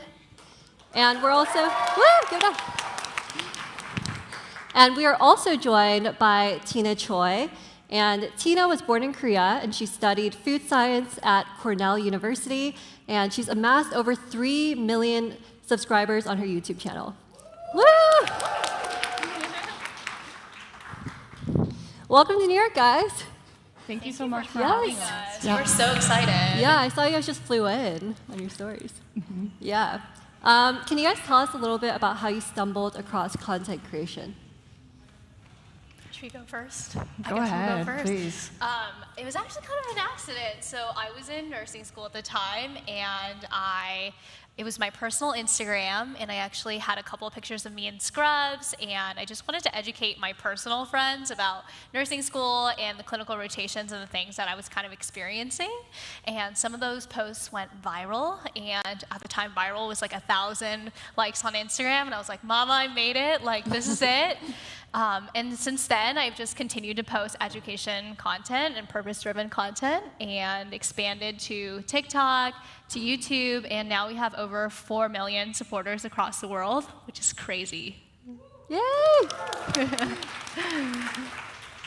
Yeah, for me, it was also by luck. I started out because I was actually unemployed. I was a fresh grad. I graduated in May 2020, and I was applying to so many jobs, and it was in the midst of the pandemic, and nobody was hiring. And I didn't know what to do. I started posting online videos of myself cooking and storytelling in a way to build up my CV, to kind of show people that, you know, your girl can cook. And although I don't have any formal education in cooking, I really wanted to showcase that and, you know, show off my skills, and that's kind of where it started. Yeah, that's awesome. My story is actually very complicated. I just started dating this one, and kind of her passion for content creating inspired me to, you know, join her and share my journey as a doctor. Yeah, the TikTok dances were definitely Kevin's idea, not mine. Clearly. Actually, I'm just so curious. I want to hear about how you guys met and your love story. Ooh, this is kind of like, it was top secret, but then we made a YouTube video about it, so it's less secret. But Kevin actually slid in my DMs. He was in medical school, and I was in nursing school, and here we are today. Yeah, we had a lot of educational things that we were sharing about our experiences. And yeah, we really bonded over this idea of both being kind of awkward, introverted Asian people in school and the situations that would ensue because of those personality traits. And so eventually we hung out in real life, and now we live together. Yay. Yay. Give it up. And before you guys even got into content creation, Miki and Kevin, you guys were deep on the med track, and Tina, you just graduated with a food science degree. So how did you guys first discover those original passions? For me, so we have to wind a little bit back. I was actually on a pre-med track before I studied food science. And for me, I knew that when I first got my first C in organic chemistry, sophomore year, I still remember, that was when I realized, okay, maybe medicine is not the way that it's going to pan out. And I was taking food science because a lot of the prerequisites were the same. It's a lot of the basic sciences, and I applied as a food science major just with this simple, you know, logic in my head saying, oh, what do I love? I love food, I love eating. Okay, why not study food science? But when I went to college, I quickly came to realize that food science didn't have a lot to do with food itself and the storytelling aspect of it and the emotional aspect of it. So it wasn't truly my passion either. So I found my passion much later, but food science still is something that I very much enjoy, but it wasn't something that I thought would be a forever dream for me, yeah. I love that story. I'm going to be brutally honest with you guys. When I was in middle school and high school, I wanted something that was practical. I come from a first-generation immigrant family, and so I needed something that was stable. I wanted a good income, something where I wouldn't have to worry about putting food on the table. And healthcare is a really, really great field for that in that regard. But more so than that, I also did a lot of volunteering, a lot of extracurriculars. I volunteered in a maternity unit, so I was seeing a lot of beginning of life, and I also helped in hospice care, seeing a lot of end-of-life patients. And through all of that, what I learned is that the journey of life is so, so beautiful, but also very challenging at times. And to be able to support other humans in going through, you know, the difficult journey of life, I think is something very, very special, and it takes a special kind of person to be able to do that. So that's why I decided on healthcare and nursing specifically. You build a very intimate one-on-one relationship with your patients, and that was what I was looking for. That was a really great answer. Thanks. I don't know how to follow that.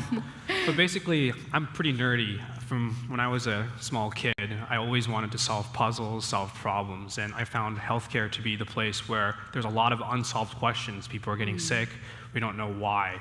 And so from a young age, I thought, that's gonna be great. You learn something and you use that knowledge and you help other people. This is a pretty good, if you wanna bookmark this, they ask you this question like for med school interviews, for like all the interview questions. So you're gonna have to be answering this quite a lot. But basically, I think medicine is something where you're learning all throughout your life. Like you need to know all the new treatments, all the new things, and really take that knowledge and be able to help your patients. And that's really something special that I feel that not a lot of the other professions do. Yeah. Mm-hmm. Yeah, and adding on to that, do you guys feel like there were any generational expectations on you guys when it comes to picking your career from family? Is this a question for me or? Yeah, for all of you. Go ahead. Okay. I mean, being a doctor, you know, we're all Asian here. I think everyone's like, oh, yay, good job, you're a doctor, you made your parents proud. But it's a pretty long process. I was like in high school more like 10 years ago, and I still have like, you know, at least 4 or 5 years of training left. And so it's not like you become a doctor and then your family is going to be like, oh, yay. It's a long process, and they see your, you know, ups and downs. You have a lot of tests you have to take. And so it's a journey that you take with your family, being a doctor, and it's not an easy one. Yeah, I think there's definitely expectations. Did my parents still try to push me to go to medical school after nursing school? 100%. But they've definitely come around. I think my parents, you know, as immigrants, again, I think what they wanted for me was a stable job, a stable career, and I've shown them that and much more. And so now I'm at a place in my life where they're a little bit more receptive to me trying new, more creative things like content. Yeah, definitely a lot of generational expectations for me as well. For me, when I was in college, it really felt like there were only 3 career tracks available, like med school, law school, and finance. And I knew that all those 3 weren't something that I was really passionate about, and I was in it. If I were to take it, I would be in it for the wrong reasons. I think my entire life, so I'm an only child, which means that I get a lot of love, but also a burden with a lot of expectations, because it's only on me. And I felt the pressure to really make my parents proud. They worked really hard they were sacrificing their lives to support me, and I felt that it was my duty to live up to their standards. But there was a certain point in college where I knew that it wasn't something that I didn't want to be in medicine or any of these fields for the reasons, for just to make my parents proud. I thought that it had to be something from within. And as I mentioned before, like when I got the first C in organic chemistry, I realized it opened my eyes to different paths, and it made me think more about what I was truly passionate about. I knew I loved food. I wanted to work with it in certain way or the other, and I know that for my parents it was very, very difficult in the beginning to understand that, especially after years of supporting me, but I knew that it was the right path for me, and I pushed through. So that was my journey in the beginning. Thanks for sharing that, Tina. And I think when it comes to changing your major, that can take a lot of courage. Can you walk me through that journey of what that looked like for you when you chose, oh, actually, you know, what speaks more to me is food science? What did that look like for you? For me, it was, changing from thinking that I was going to pursue medicine and then going to food science. A lot of the requirements were the same. So for the 3rd and 4th year, it's more specific specific classes, more food microbiology, food chemistry, and food like physics. So it was a lot of science-driven classes, and I honestly struggled a bit because what I loved about food was the storytelling aspect of it and the emotional aspect of sharing food, breaking bread, and I've always been a bit sensitive, and I loved English literature classes, but I knew that I was good at science, and STEM was easier for having a more stable career, so I chose that. Yeah, the transition was not easy, and especially also after college when I wasn't having much luck with applications, job applications. It was pretty tough, and that transition also from food science to content creation was out of luck, but it was one that I'm really glad that happened. Yeah. Yeah, and you've also talked about your post-grad journey and your post-grad anxiety, or just challenges of being in your early 20s in your content before. Can you expand a little bit more on that and what that post-grad journey looked like for you?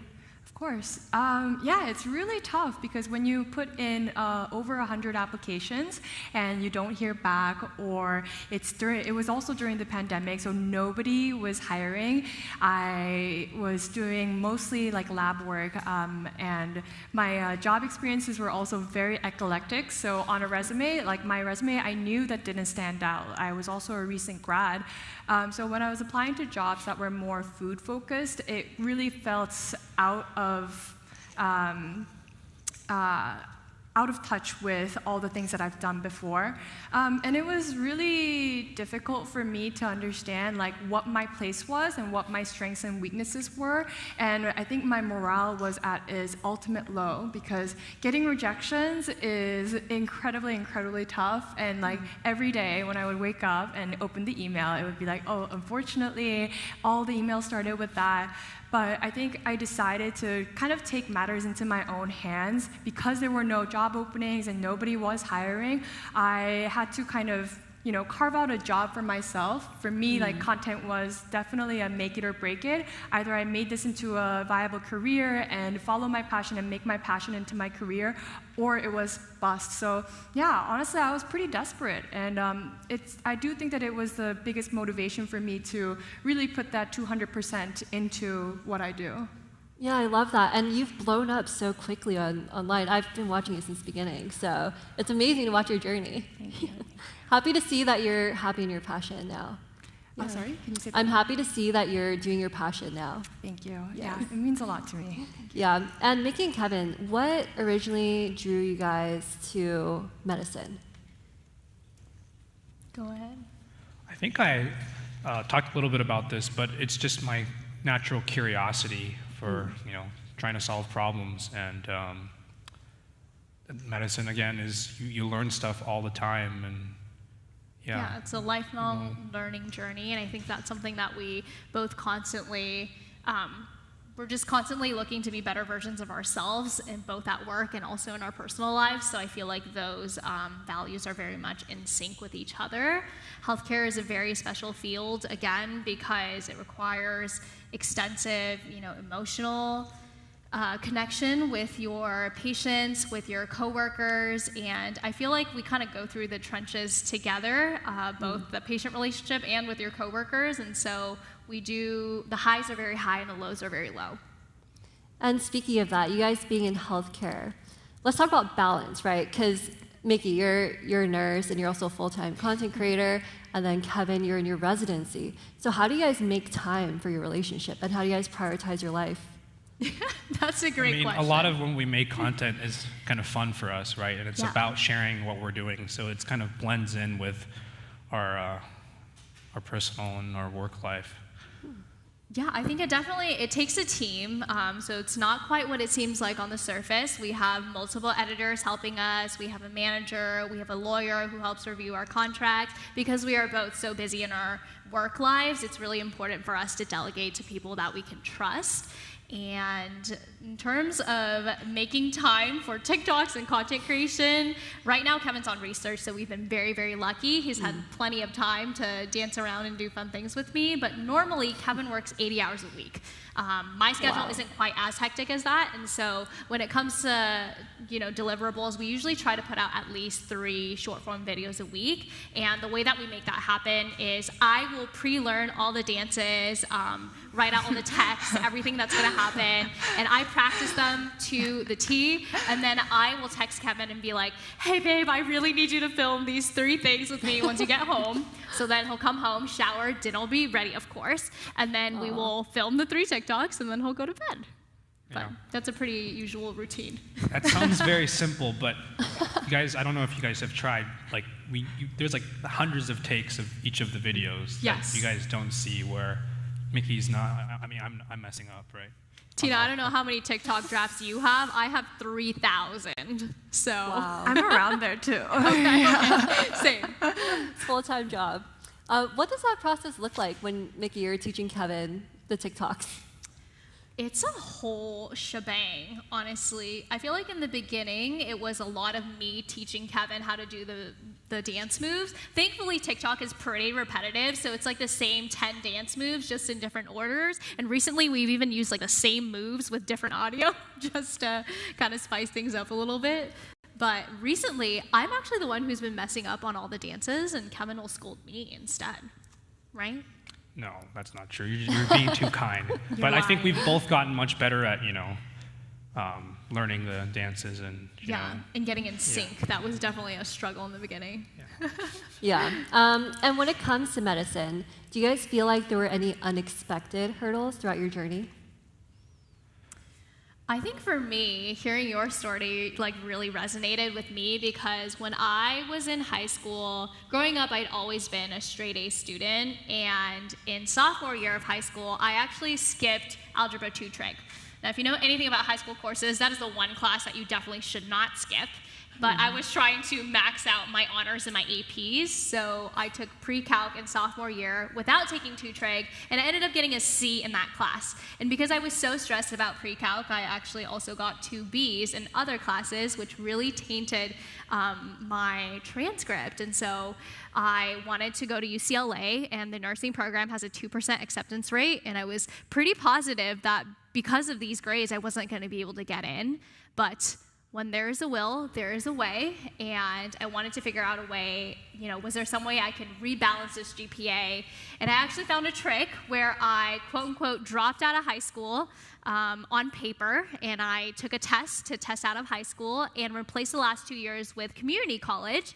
And instead of using my high school GPA to apply to UCLA, I actually used my community college GPA to transfer into UCLA, and I saved a whole year of UCLA tuition. So it was very tough at the time. Thank you. I cried a lot at the time, but it ended up being one of the biggest blessings in disguise. So if you are struggling with something right now, just know I think everything happens for a reason. You don't use a lot of pre-calc or organic chemistry as a doctor, I don't think. No. Probably more as a food scientist, organic chemistry. A little bit. Yeah.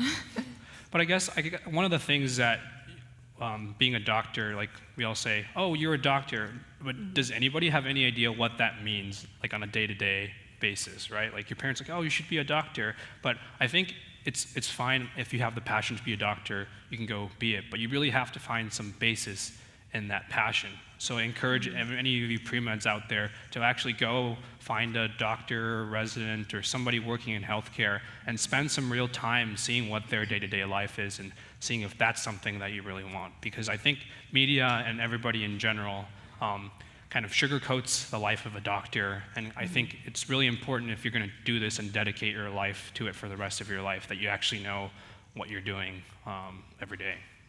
Yeah, and I think when it comes to the med track, it's so difficult, right? And it's so many years, so it's so important to have that passion to really drive you. Can you guys speak more on that, on having passion in the med track?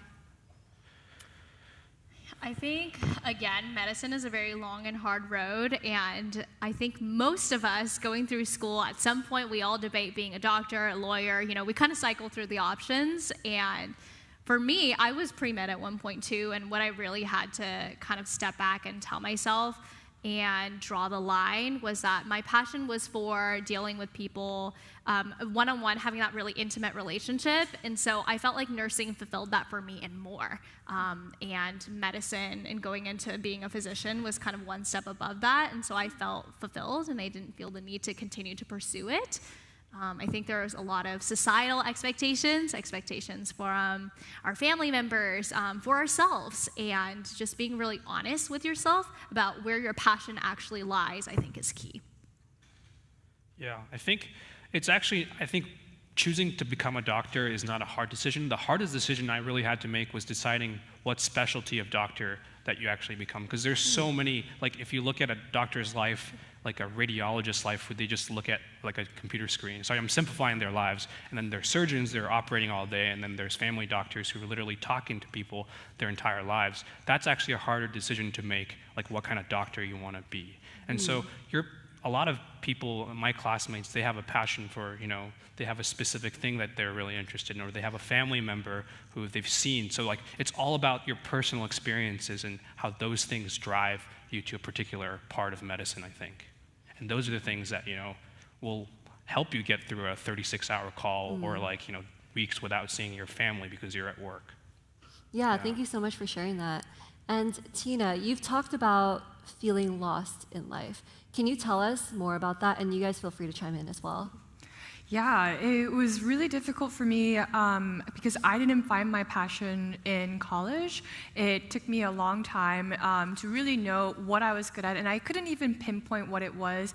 And I think that's a feeling that a lot of recent grads feel if you're not in a specified track. And I want to take this moment to say that it's okay to not know even after you graduate, because there's so many opportunities out there. I would just say to put yourself in different experiences so you know what you're good at and what you're not.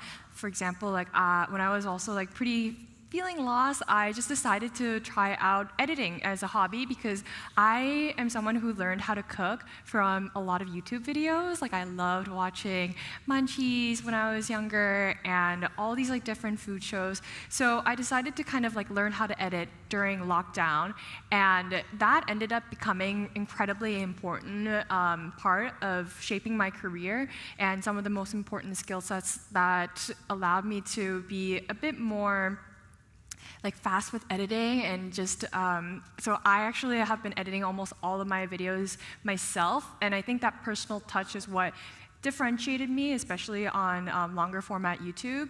And it's okay to feel lost. Use the time to build up momentum for what you want to do, because times of low is when you can really step back and see a bigger picture and set direct goals on what you want to do. So I think it's something that we all go through. Yeah. Have you guys ever experienced that feeling of feeling lost in your careers? Yeah, I think it's normal and it's okay to feel lost. It's not reasonable to expect a 16, 17-year-old applying to college to know exactly what they want to do for the rest of your life. And you may think you know and change your mind later on, and that's totally okay and acceptable as well. For me, what really helped was just drawing a game plan, having in my head what looked like a 5-year plan, what looked like a 10-year plan. But if that needed to shift and that needed to change, that was okay. Yeah, I think having short-term goals, this weekend I'm going to get to this, and then next month I have this, and then medium-term goals, by the end of this year, by the end of 5 years, that really helps kind of guide your outlook. I got to get to the end of this week, and then I'll be free, and those types of things really kind of set your mind right. Yeah, and once you guys became bigger on social media, how did you guys balance, for you guys, how did you guys balance your full-time job with social media? And Tina, what did that transition look like into full-time content creation look like? Do you want to go ahead first? Sure. I guess for us, there's still only 24 hours in the day. Even though you add more to your plate, the time is very finite. So again, managing and delegating to appropriate people has been really helpful for us. But I've also taken a step back from my nursing career, and I've been pretty open with this. But I used to be a full-time nurse and part-time creator, and it was really more like full-time creator, full-time nurse, because I would work 12-hour shifts, start around 5 in the morning, get home around 8, film until midnight, edit until 2, and then go back to work at 5. Wow. And truly, it just wasn't sustainable long-term. So now I get to be a part-time nurse and full-time creator, so it allows for a little bit more time and to help manage my team and guide everyone into kind of supporting our vision come true. Yeah, for me, it's kind of, I'm in the hospital a lot, and there's a lot of people that recognize me in the hospital because they're kind of our audience. So I have to be really nice to everybody, like very nice. And sometimes I'm usually pretty nice. But I think it's really good to see that I get a lot of feedback in the things that I create or we create. And you know, people are like, oh, you know, you inspired me to go, like some of the medical students that I run into or some of the other staff. So I think it's really encouraging to see that and makes me want to do more. That's awesome. Yeah, for me, my transition into full-time content creation kind of like just ended up like kind of happening. For me, as I said earlier, like it was a make or break it situation. I didn't have another job to rely on, and I was tutoring on the side to buy the groceries for filming videos, to also like just sustain my life. But it was really tough in the beginning because I wasn't making any money from content, and I had turned down a lot of opportunities also because I was very set on a certain goal, and I didn't want to seem like I quote-unquote sold out so quick. So it was a pretty like difficult first 10 months for me because I was taking a huge risk I was doing like 16-hour work days, editing and recipe testing, and just constantly working and doing something that I didn't know was going to pay off. So it was an incredibly big risk, and a lot of people also just didn't believe in me in the beginning and out of worry. And it wasn't out of malice, it was out of good intention that, hey, what if this doesn't pan out? Like, what are you going to do next? And I think those worries were always there, but I stayed true to myself and knew what I wanted to do because I too also had that very set goal, 1-year plan, 2-year plan, 5 years down the line, what I wanted to do. So always reminding myself. So that transition into full-time, it was difficult because of outside factors, but internally it was something that I always knew was something that I needed to do and get it out to the world.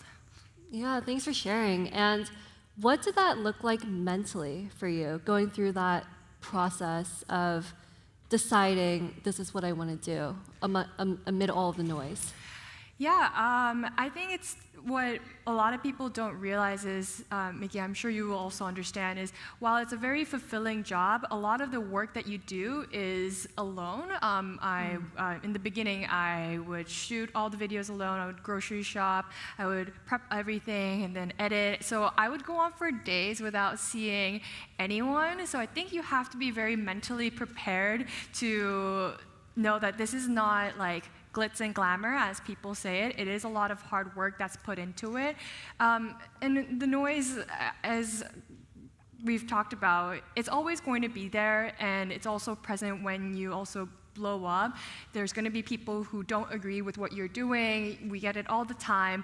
But just reminding yourself that, okay, this is my life. What if some people think that it's cringe? What if some people think that what I'm doing is just totally crazy?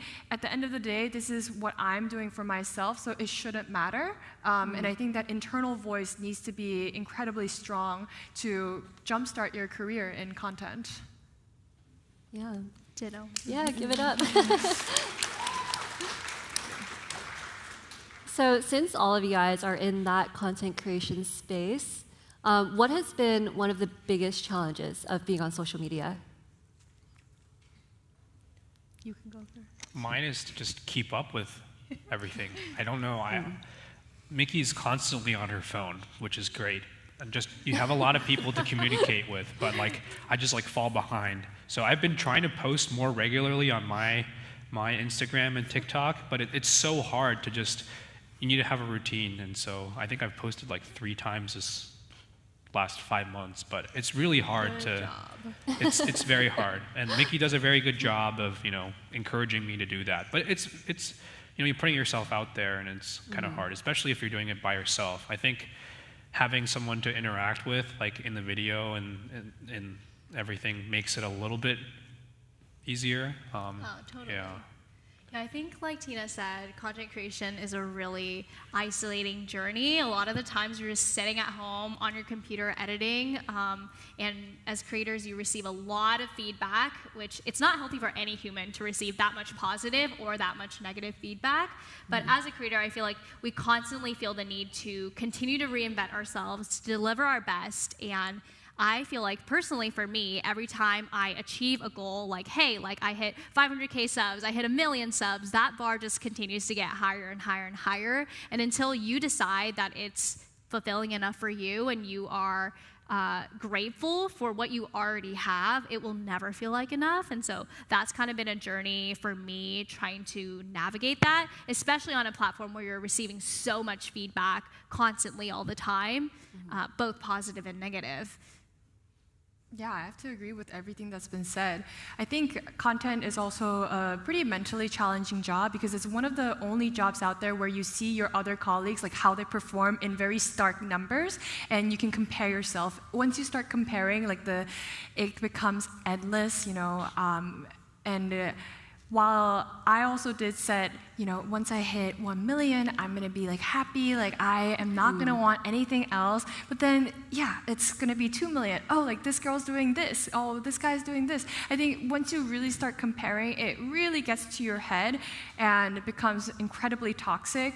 So for me, I think I've been trying to step away from content and see it a little bit as a work, even though it's a very, very personal thing that I'm letting out for people to watch. I do try and say, okay, after 9 p.m., I'm not going to talk about work.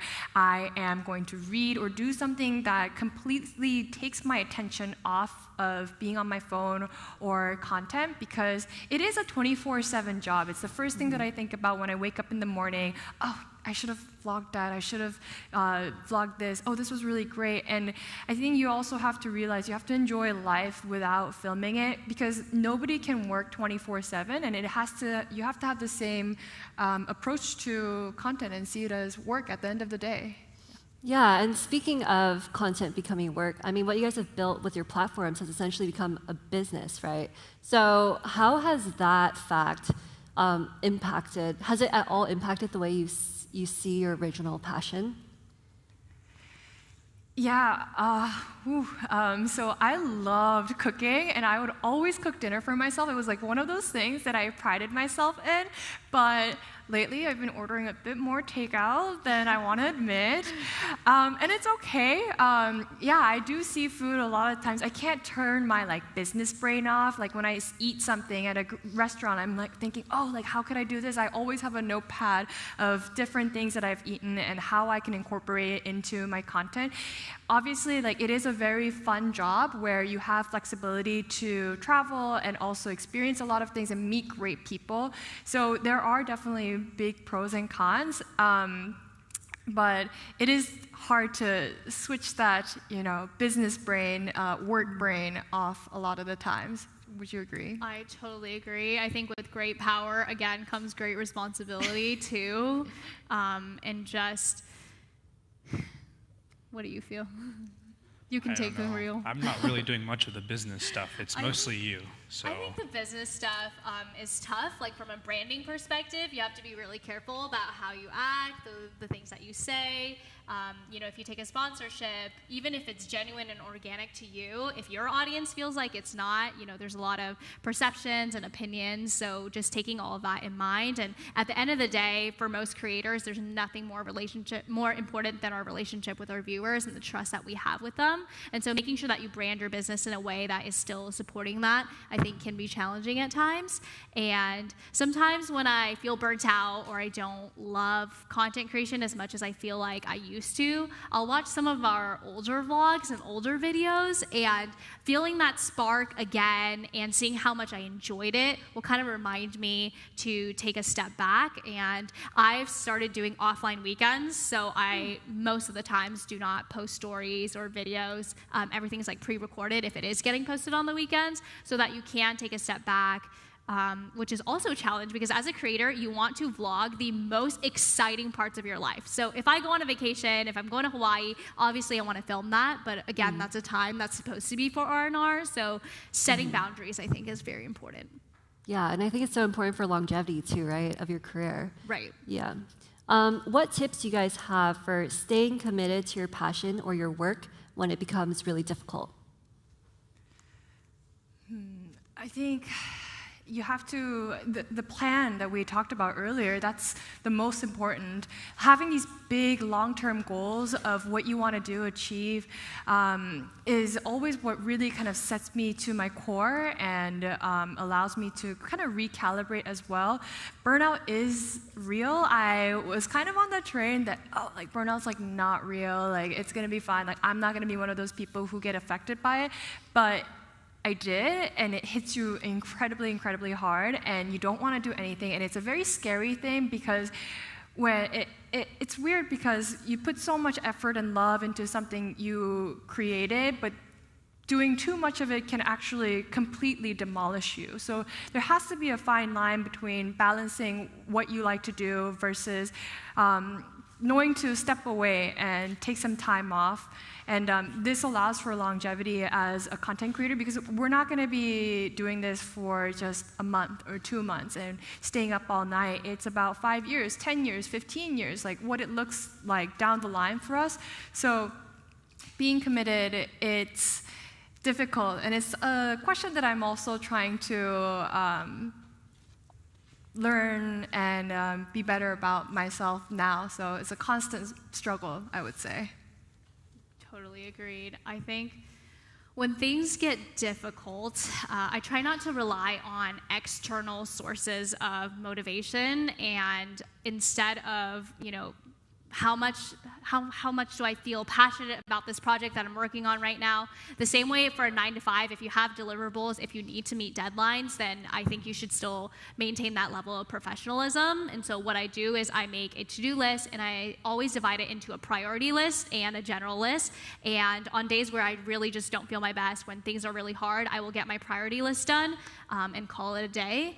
I think what's really important to know is that if some days all you have to give is 40% and you give 40%, that's 100% of what you could have given for that day, and giving yourself the grace and the kindness to start again the next day is crucial for me.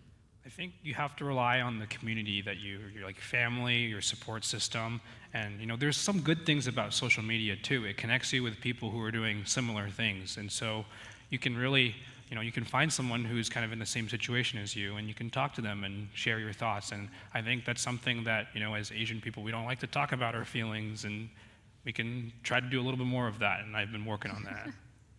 Yeah, 100%. And if there's one thing that you would want this audience to take away from this conversation, what would it be for you guys? Go ahead. I have to think about this. Give me a second. I would say, don't be anxious. I think the demographic here is mostly college students, and I want to ask, how many of you know exactly, what you want to be doing for the next 50 years? Any hands? Not a lot of people. So it's okay. I think it's pretty normal for us to not know straight out of college, what you want to do. And you can change your job. There's so many endless opportunities on what you can do. You can educate yourself. You can always change yourself to do what you want to do, and also find that passion much later along the line as well. So I would say go put yourself out there and experience a lot of things. And even if it doesn't work out, that itself is a valuable lesson, because now you know, okay, this isn't what I thought it was going to be. So that itself is very important. So experience as much as you can. Don't be anxious that you don't know what you truly want to do for the rest of your life, because I think a lot of us don't even know, and it's about finding our way.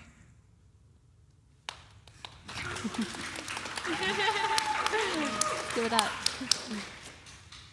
I think for me, I would say dream big. Whatever you are dreaming right now, dream even bigger. I never in a million years could have imagined that I am where I am now, but middle school me, I was watching Alicia Marie, Ava Kotowski, and pretending to do makeup tutorials in my bathroom, hoping that one day maybe somebody would watch my YouTube channel. And now we do have a channel, and we have over 1 million supporters, and that is so, so surreal. We are just two very normal human beings, right?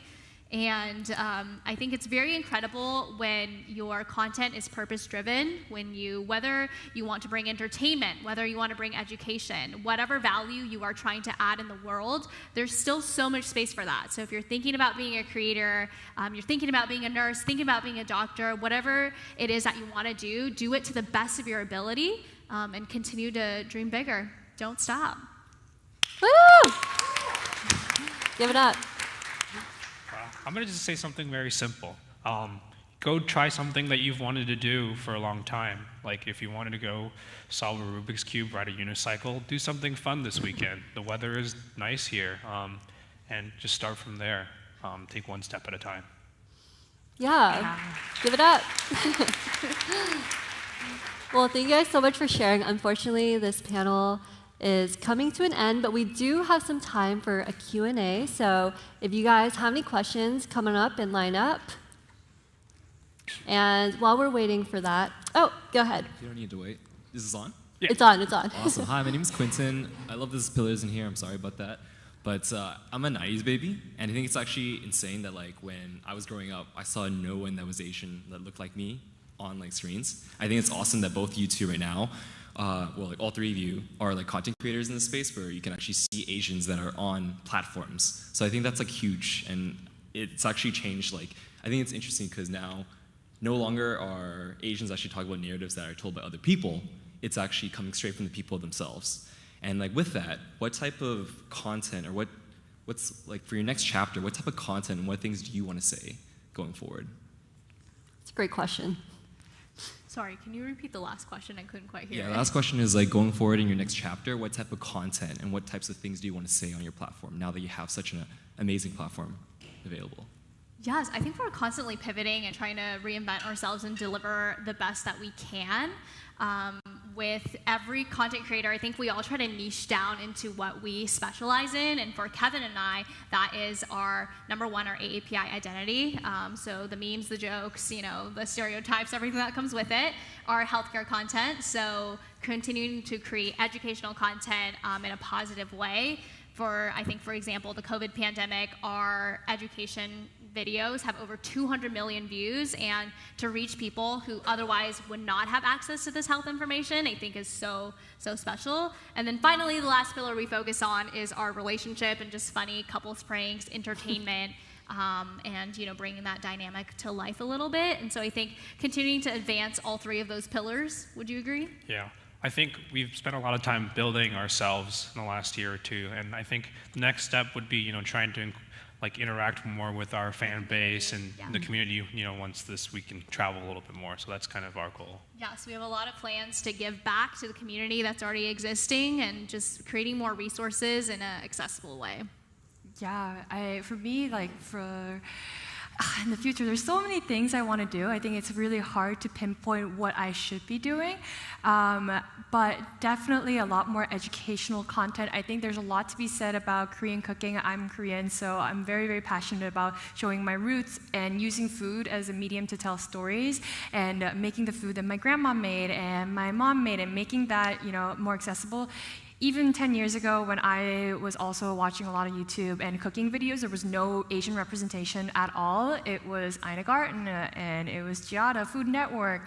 And it's nice to see, when I was in high school, I think that's why I really loved Vice and the Munchies a lot, because I remember when Eddie Huang, I don't know if he's a bit too old for this.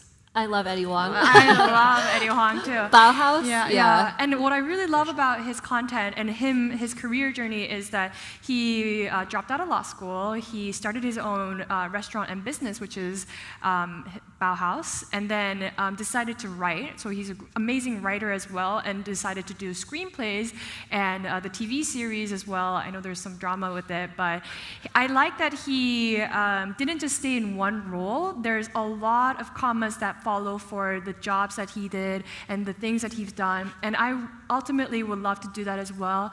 I want to explore opening a restaurant, cooking the food that I love to eat, and showing that on the content journey. And I think that's a very interesting thing that hasn't really been shown that much before, to have audience along a journey, kind of like a show almost, and a reality show in a way, but on YouTube on a very personal level. So I would love to do that, keeping a lot of doors open for sure. Yeah. Thank you. Thank you for that question. Yeah, it was a great question. All right, come on up. Hi, I'm actually in the Nutrition and Food Studies program here at NYU. So I wanted to ask Tino, like, what kind of jobs you were applying to straight out of college. So it's actually funny because I applied to McDonald's HQ, which is our sponsor today. Oh, woo! I'm still down to work. Let me know, send me an email. But yeah, a lot of R&D jobs, so research and development, that's what I love the most. I'm a huge geek for developing new types of food. I also applied to like Beyond, Impossible Burger, and even, but the ones that I truly wanted to do was like recipe development, so HelloFresh, Blue Apron, all those different types of jobs, and even a couple of lab work as well, because it was great for STEM, but they weren't hiring at the time. So it was very eclectic. Oh, and I also applied to editorial with a couple of the work experiences that I had. I was really involved with the food club at Cornell called Creme de Cornell, and I loved writing. So yeah, it was very, very scattered. Hope that helps. I'm not doing any of those jobs, but. Thank you for that question. Yeah. Come on up. Hi, so I'm a pre-med major. I'm in like this BSMD program. I'm half Asian. My mom is a Filipino immigrant, and I was just wondering what your experience is as Asian Americans in healthcare. Not necessarily the pressure, but I know that in a lot of Asian communities there is an issue with generational trauma, and I was wondering how you were able to navigate that as an aspiring healthcare physician. Currently, I'm trying to unravel that, and I know that as a doctor, you also have to take on the pressures of your patient. But if there's a mental war like within you, or if you're still trying to figure out your identity here, I was just wondering if you have any tips on figuring that out. Yeah, I think that's a pretty big topic. One thing I would encourage you is to, really keep your language skills. I speak Mandarin with my family, but I don't think I'm the best, and definitely not appropriate for use in the medical field. But I would say that there are a lot of patient experiences that have been really, really enhanced by me being able to at least say a few things in Mandarin and helping with the family, because we provide interpreters to everybody in the hospital, but it's still really not the same in terms of the communication that you get with the staff and doctors. And so having a doctor who can speak the same native language as you, as someone who as a Chinese person, as a Filipino person, is actually, I think, is really important. And if we are able to have more doctors who are able to not only understand the language, the culture of everybody, I think that's something that our country can work on. Yeah. Give it up. Woo! We love that. Hello. So, what is that? With content creation and social media being such a big thing, especially in this generation, personal branding is really important in what separates you from the saturation of the crowd. So my question is, in your beginning of your creation or content creation starting, did you guys already had a fixed idea how you want to present yourself? And if not, during that journey, like what experiences led you to strengthen that idea for you? Do you want to start? I think as a creator, the most important thing, the biggest question you need to answer before you start is, what value am I providing that perhaps other people are also providing, but is unique to me? So that can come in the form of education, it can come in the form of entertainment, whatever it is that you might choose, but that's what's gonna separate you from everybody else who's also trying to do the same thing. And as you continue to create content, that mission can shift and change, and you can add things, you can delete things, and that's okay. But making sure that you stay true to a core mission, I think, is what kept us going. Yeah, I have to agree with that. So when I first started content, I was a bit, honestly, analytical with it. I did my market research, which was watching all the other people kind of doing what I wanted to do and seeing what made them blow up, or what is it that makes people really love their content. And I still have an Excel spreadsheet of all the different creators and what I liked and disliked. I know that sounds really scary, but I think it's really important, and what I can do versus cannot do, because, yeah, just as what Miki said, you have to think about your point of differentiation and also understand that there are some things that other people can do that you can't do. Like for me, I'm not going to be able to have knife skills as better than a chef who's been a chef at a Michelin star restaurant for the last 20 years. So what can I do really well? What I can do is, okay, I can make it in a home setting. I can also edit it in a way that's really pleasing and ASMR, simple but slightly premium. So I was very, very particular with what kind of message that I was putting out in the beginning. And as for like more of an overall branding, I still have a mood board with all the different things. Like I think my logo is something that I spend a lot of time on, and making it very, very simple but very impactful and something that encompasses my brand, and it's something I'm very passionate about now. After I started content, I started to really open my eyes into it, and as Miki said, like you can always add things, delete things, change it as you go. Like my initial logo was hideous, so hideous. I drew it myself and it was not great. So keep things open, but having a clear vision is very, very important. Yes. Thank you. Thanks for sharing, guys. Let's hear the next question. Hi, my name is Yulan. I am currently a nursing student at NYU with my fellow friends who are so excited to, get to meet you all here today. Especially Miki and Kevin, we've been watching your content, and we're so glad for like the comedic relief you've given, shining light upon all the healthcare struggles. My question for today is, what tips would you give on navigating like nursing school and med school, how to avoid burnout, especially in the healthcare field? Do you want to start, or you want me to start? You can start. My biggest tip for nursing school is that while you're in school, just enjoy it.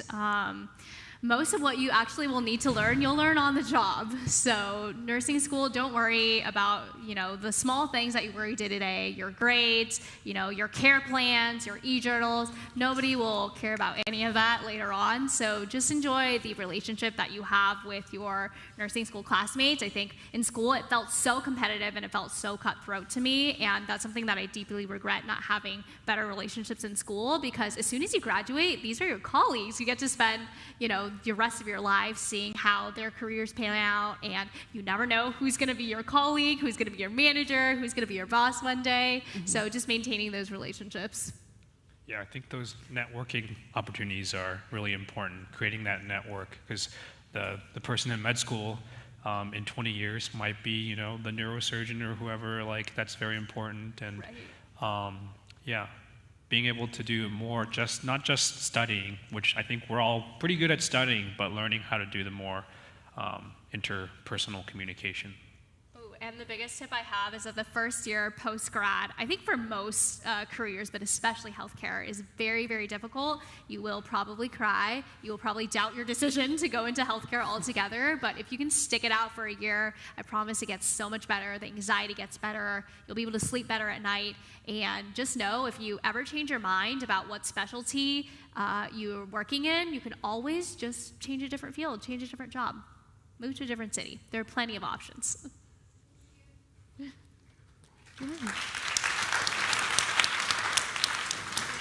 Well, thank you guys so much. Unfortunately, that's all the time we had for this panel, but let's give everyone another round of applause.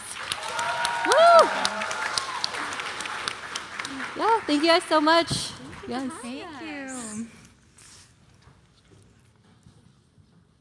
Oh, yes. You guys can go backstage.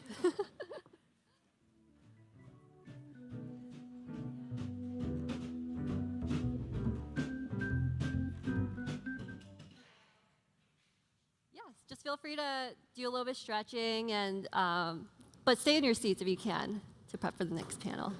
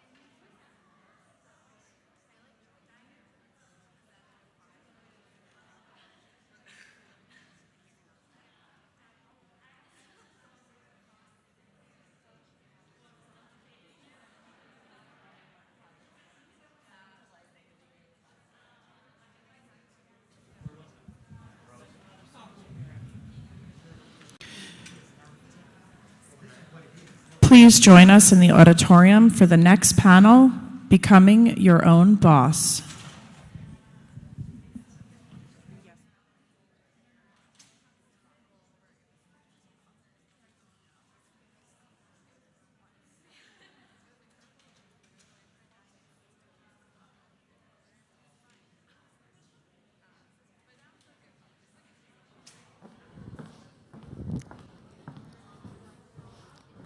You guys can take a seat over here. Yes. Hello, everyone. Up next, we have a panel all about becoming your own boss. We are joined by 3 folks on this panel. The first one, you may know him as the CEO of New York City's iconic restaurant chain, Xi'an Famous Foods, Jason Wang. Woo! If you haven't tried it tonight and thank me later. We're also joined by Sahra Nguyen, Boss Babe founder of America's first specialty Viet coffee importer and roaster, Nguyen Coffee Supply. Give it up. And last but not least, we're joined by Jimmy Ferguson, a McDonald's owner-operator and a former dean of students with a passion for leadership development. Let's give them a warm welcome, guys. Woo!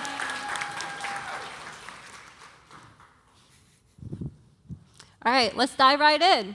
Please share with us what you do and what your business is all about. Hi, everyone. I'm Jason Wang, CEO of Xi'an Famous Foods. So we are a small chain of quick-serve restaurants here in New York City, serving specialty Chinese food from my hometown in Xi'an, China, where I was born and raised for a few years until I came to the US. So that's pretty much what we do. We serve food that is spicy, namely noodles, dumplings, and cold noodles. Some of you may have seen them around here. If not, definitely check it out. So yeah, that's my business. Very cool. Hi, everyone. My name is Sahra Nguyen. Fun fact, but in 2016, I actually filmed a documentary about Jason Wang in Xi'an Famous Foods for NBC News. So if you want to watch it, you can either go on YouTube or go into one of his stores. Yep, we got it. We got it. Proudly displayed on there. Yep. Wow. So this was, prior to starting my company, I was a documentary filmmaker, but my company today is called Nguyen Coffee Supply. We are a specialty Vietnamese coffee importer and roaster. So we import Vietnamese coffee beans from Vietnam. That's where my parents are from.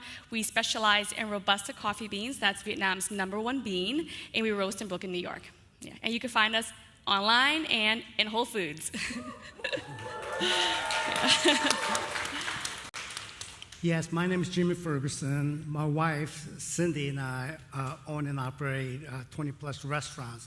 McDonald's, I'm sure y'all know, y'all been to McDonald's. In Central Texas, in Austin, and other 9 different municipalities. And it was really my wife who really is the entrepreneur. She should be here. And she was the one who applied back in 1989 to apply to go through the training as a McDonald's franchisee. And I was still in education. I went along with her for her interview to support her. And after 3 hours of dialogue and conversation, I was so excited learning about McDonald's that I asked if I can do it too. And they said, yeah. Woo, give it up. So let's take it back to the beginning. Walk me through your journey into becoming an entrepreneur. Oh, okay. I'll kick it off. So my journey to become an entrepreneur was kind of unplanned, accidental. I was always really fueled by my passion for trying to make the world a better place. Oftentimes it was through increasing representation for marginalized communities. Before starting Nguyen Coffee Supply, I did a lot of that work for bringing representation to the screen through my work as a journalist and documentary filmmaker, where I focus specifically on stories about the Asian American community, about the immigrant community, the first-gen community.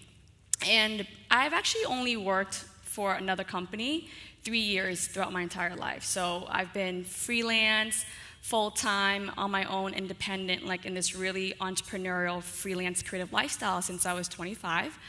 36 now, so it's about 11 years of doing this independent work.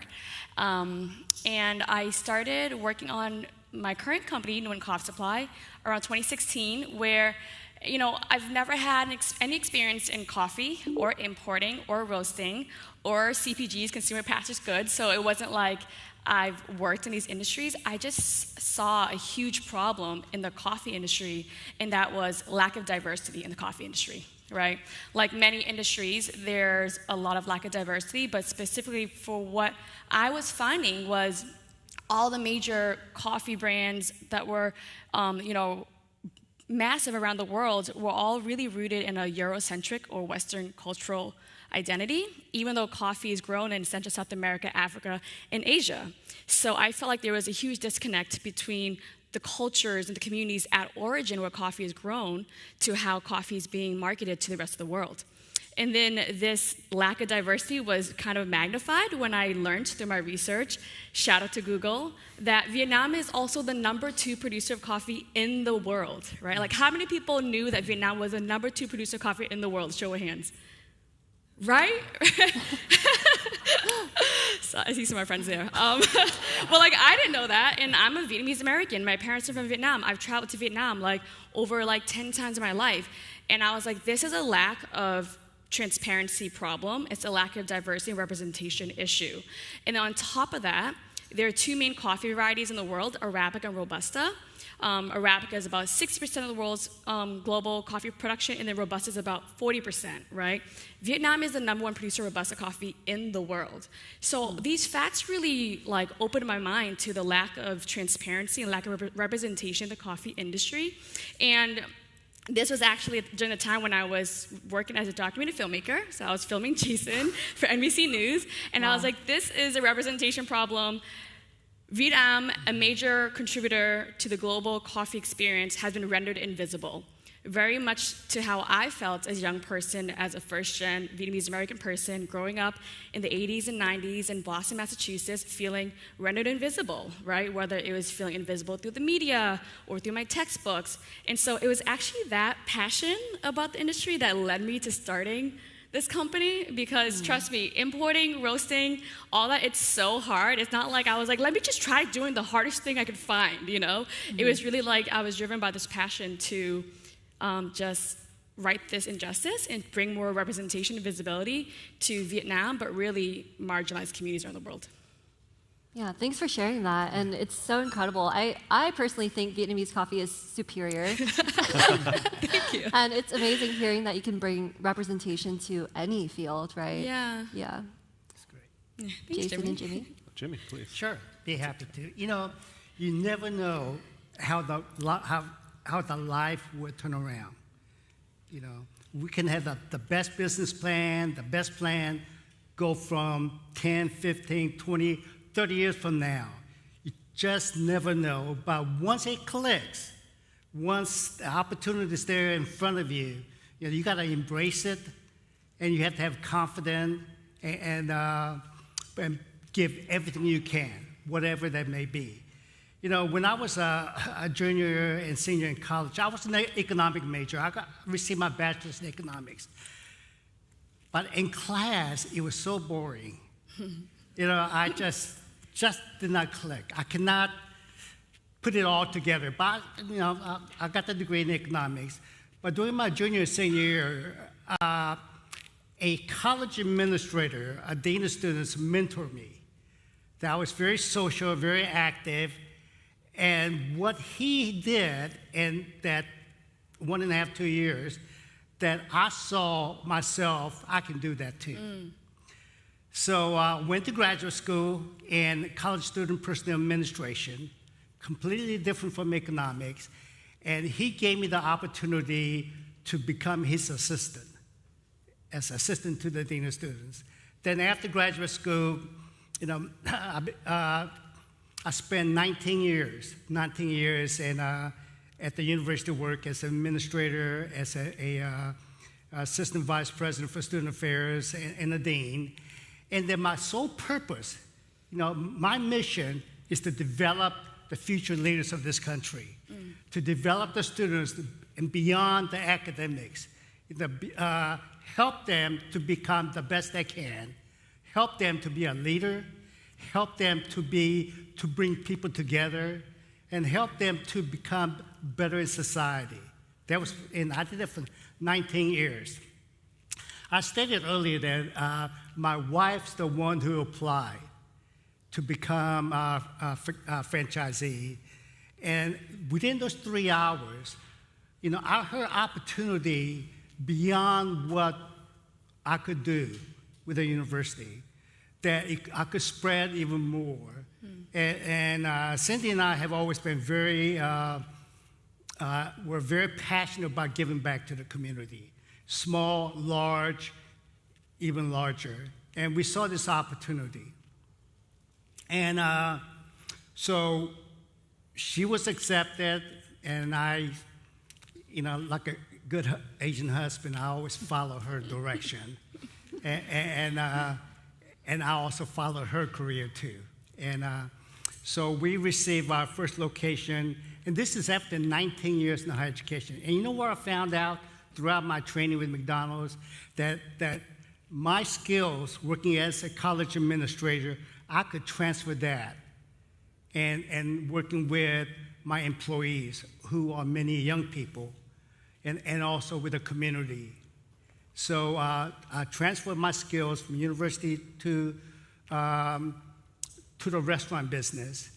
And we were able to win from one restaurant, and we had one restaurant for 5 years. It's just a situation at that time.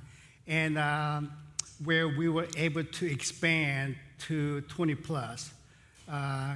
And how we had to change concerning how we did business from one restaurant with 50 people, 50 employees, then 20 plus restaurants with 1,200 employees. So we had to change our process, which we can discuss later. Okay. I definitely benefit a little bit from your, conversation here and what you shared about your experiences, because a lot of it resonates with me as well. And it's always good to sit with folks like you on a panel like this in order to get my mind flowing again, So, Sahra does a great job of presenting Robusta. I know that little character that you made, very cute, very Disney-esque of like the 1920s and 1930s, I think.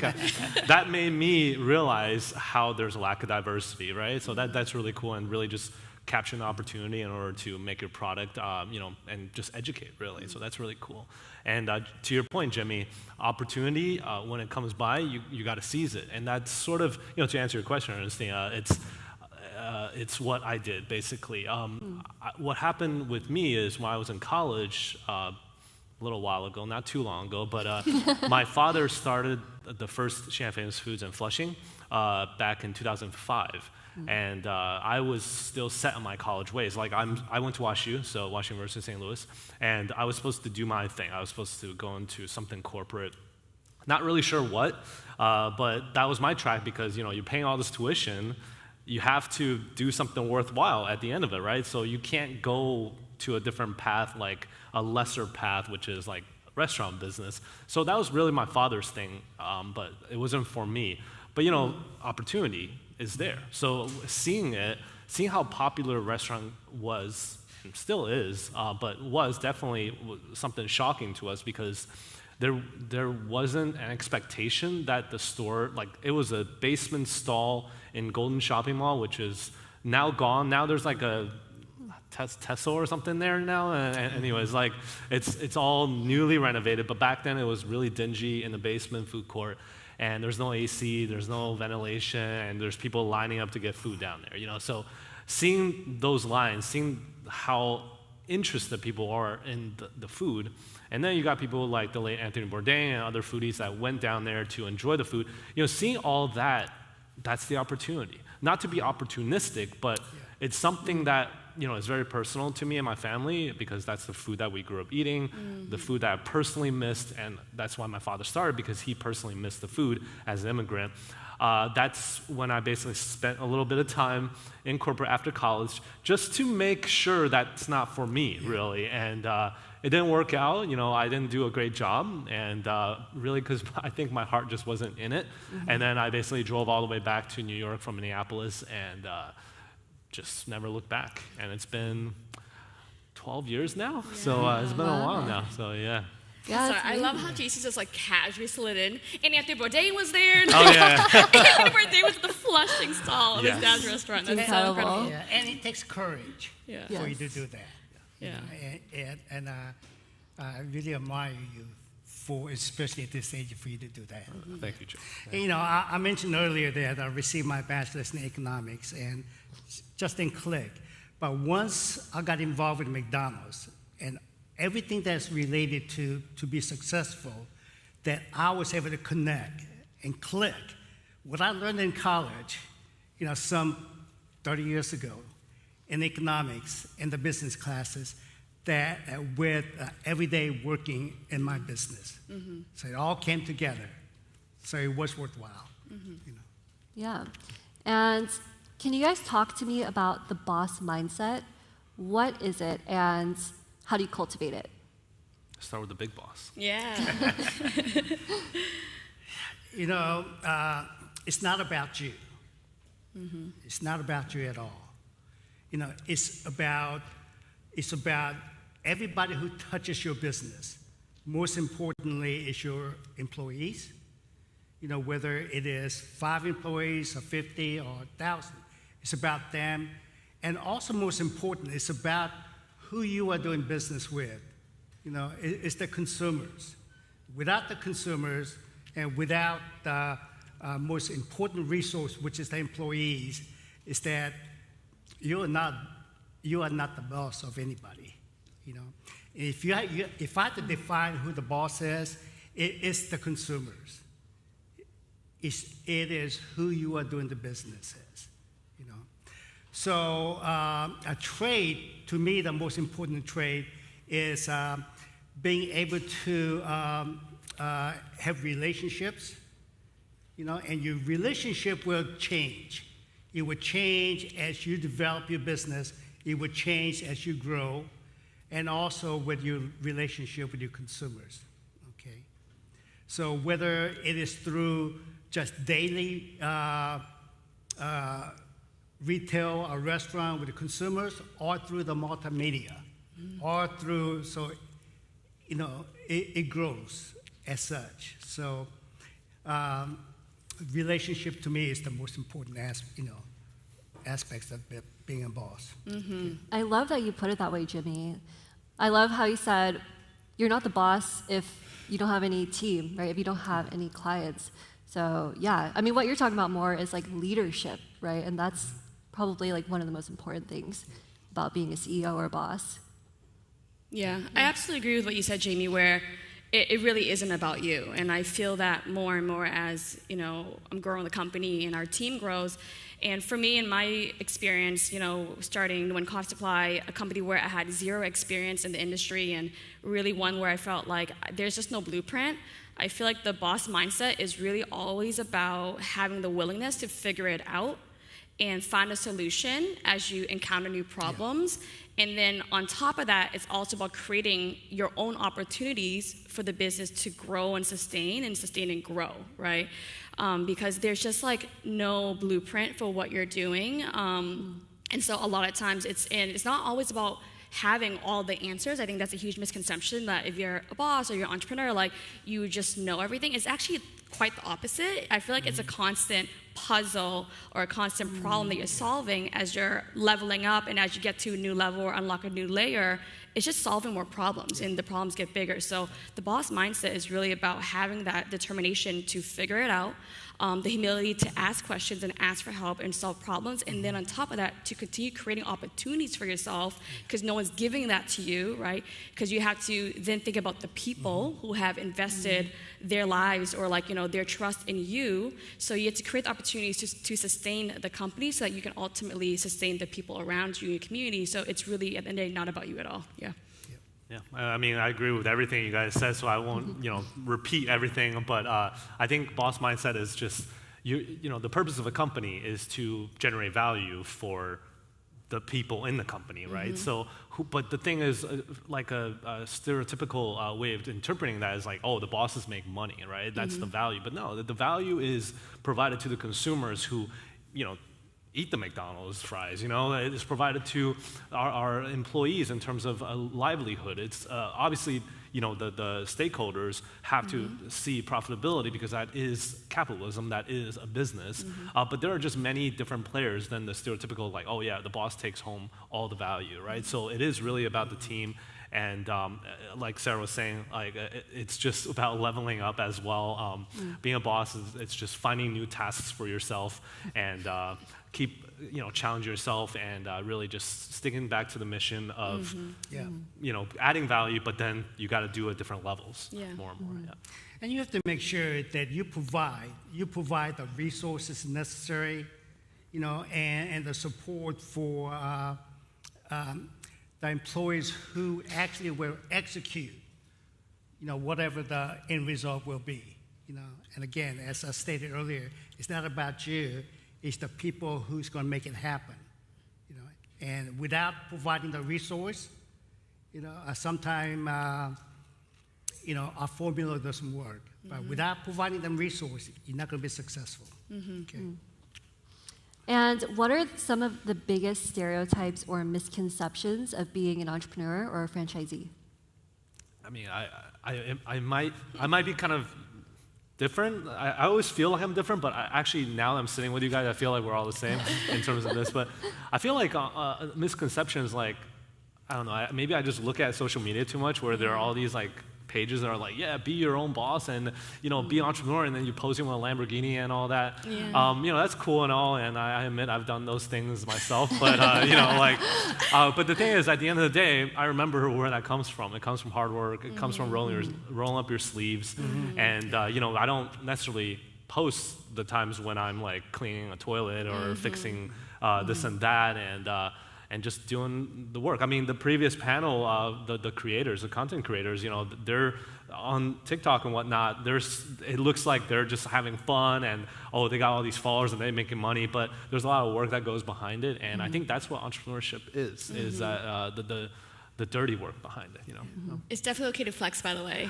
Inspires, all right? Years ago. We deserve I'm too old for that now, yeah. We all deserve good things.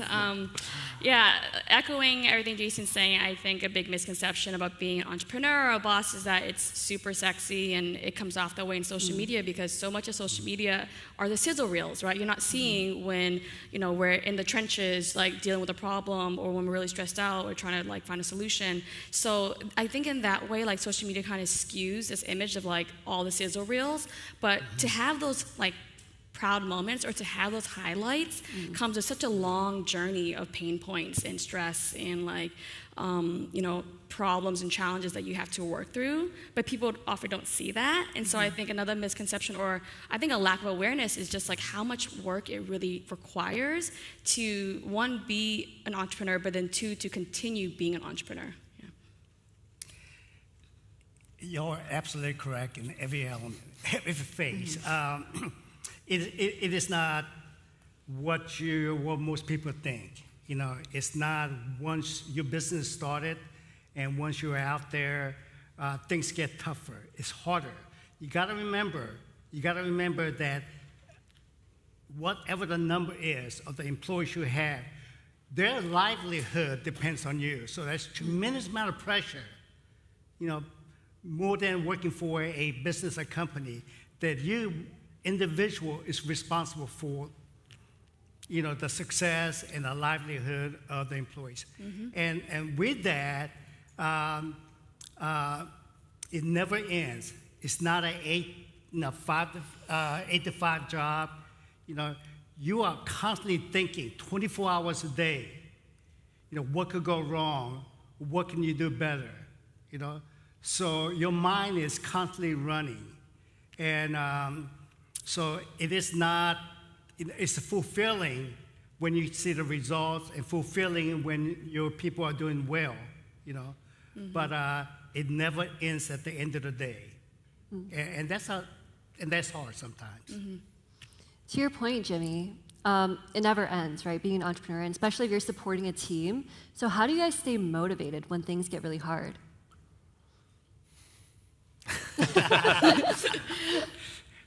I think for me, it goes back to the people, right? The team, stakeholders, community, supporters, my partners abroad in Vietnam, like that definitely keeps me motivated because like if I just gave up, and it's fine when you know it's the right time to give up on something, but if I gave up, then it's not just about me or about, the brand or the coffee beans or the coffee in Whole Foods. It's about all the people and all the lives that are involved, and I think that helps keep me motivated so that we can continue moving forward and finding solutions and creating opportunities so that we can all win together. Like that keeps me motivated.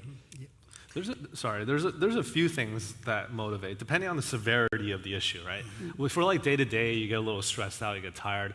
I feel like, referring back to the content creator panel, Finding Your Passion panel just before ours, taking little breaks, kind of turning off at a certain point, going on a little vacation, even if it's just out of the city, just away from your usual routine, just break that a little bit whenever you can. If it's for a night, it's for a night. Just drive out, come back to work the next day. I think that helps for like day-to-day type of stress and losing motivation, just reset. Other than that, I think feeling an obligation to whether it's your stakeholders, your employees, your partners. For me, it's because I work with my father, so I have an obligation to family in a way where it's like there were times where I was just so pissed off at everything that I just wanted to wash my hands of everything and just literally I was just like, I called a friend, I was like, can I just close all the stores like right now? I could do it. I don't have any investors, it's all up to me. So, but then he's like, yo, just chill, like, you're just, like it's fine, because I have arguments with my father and stuff, but then the thing is I can't just quit. It's not a job, you're kind of tied to it, and what am I going to do if I don't do this? I've been at this for over a decade. There's that commitment, that investment, emotional investment, not just monetary. So that, it's a little dramatic, but that keeps me motivated when it gets really tough. But other than that, taking a little break definitely helps. Not everybody's same. The backgrounds for individuals who's still working with you, the culture, what happened the night before with a family, with a spouse. It's just not everybody the same. So as a one restaurant owner and operator, that I can engage with all 40, 50 people. I know their family, I know their kids, I know what their needs are, so I could do that. With multiple locations, it is the responsibility of whether the supervisor or the general manager of that restaurant. They need to learn how to do what's important to me. And sometimes that's really hard, but it is important. So we have two factors here. One is an organization, where you could have programs and initiatives and rewards that's the same for everybody. But to me, the most important is knowing the inside of every single person that you can touch, you can help them, that's important to them. It might not be important to somebody else. So you have to have that knowledge. And what would you guys say are the biggest responsibilities of being a boss? Biggest responsibilities. Where to start? Biggest responsibility, I think I touched on this a little bit before, is that, you have an obligation to provide value to everyone. I think, everyone meaning your consumers, making sure that they're receiving a quality product. You could do all the marketing you want, but if your product's crap, then, what's the point? You're just wasting money. So for us, for example, not to toot our own horn, we don't do any marketing, really. It's all just based off of, I spend most of my time figuring out what we're doing well, like what we need to work on, right? So if a customer has a complaint, it goes right to my inbox. And I look on the cams at the dish to see how it was made. Was it not portioned correctly? Was it not cooked enough? I personally do that.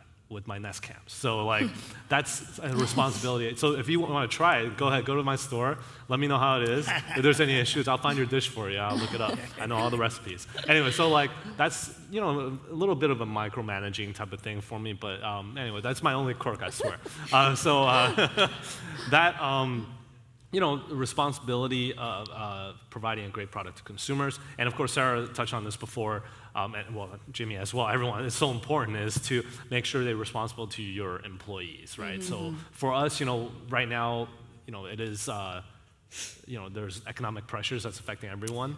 You know, for our company, we just basically, you know, again, not to toot my own horn, but just as an example, we just raised our minimum wage to $21 an hour for all of our stores. Woo! So, you know, and, you know, I'm very excited about that because it's something that I feel good about, and it's something that I feel like, you know, I'm proud to say that we're on the path to a living wage, and then, you know, that we're in the right direction. And those things are, I think, is the responsibility of the business. You know, the business is, gone are the days of the business that's just all about profit seeking and stepping on everyone in order to get there, right? I think those days are gone, and good riddance. But I think that's, you know, if I were to say the responsibility of the business, you know, providing value to your audience, that's consumers, customers, clients, as well as to your inner customers, your employees.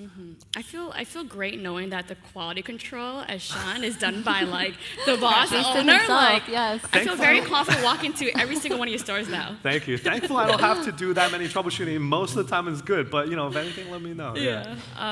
So many responsibilities. Absolutely agree with creating value, so I won't repeat that. The other piece I'll add is top responsibility is protecting the financial health of the company. You know, we have a mission, we have a product, we have values. You know, our brand is very community-centric. We have a strong mission for equality, diversity, inclusion, sustainability, and those things are all important. But if I am choosing the path entrepreneurship rather than the path of like a nonprofit or a charity foundation, we are operating within the world of capitalism, and protecting the financial health of the company is critical.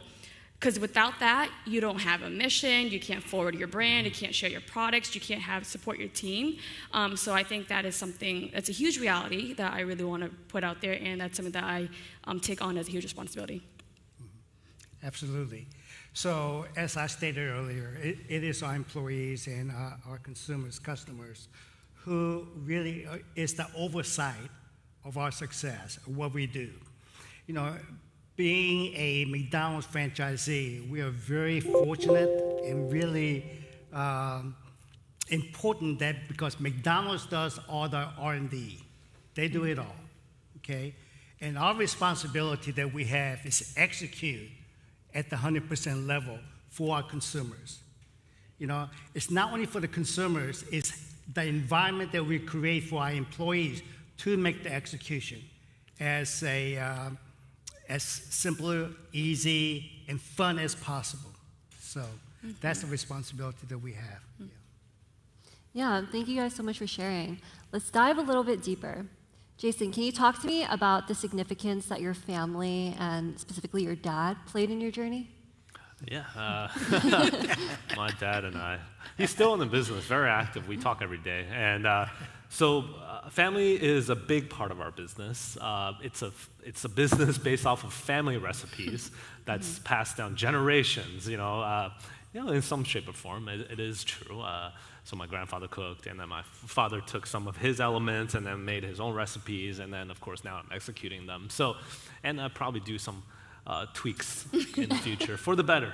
So you still have that classic taste. Anyways, family is really important. I think it's been an asset actually to work with family, because family, at least our family, and I feel like a lot of Asian families can kind of relate. We don't like get all lovey-dovey a lot of times. We don't say like I love you or anything, but then we have that respect for each other. We have that love ingrained in here.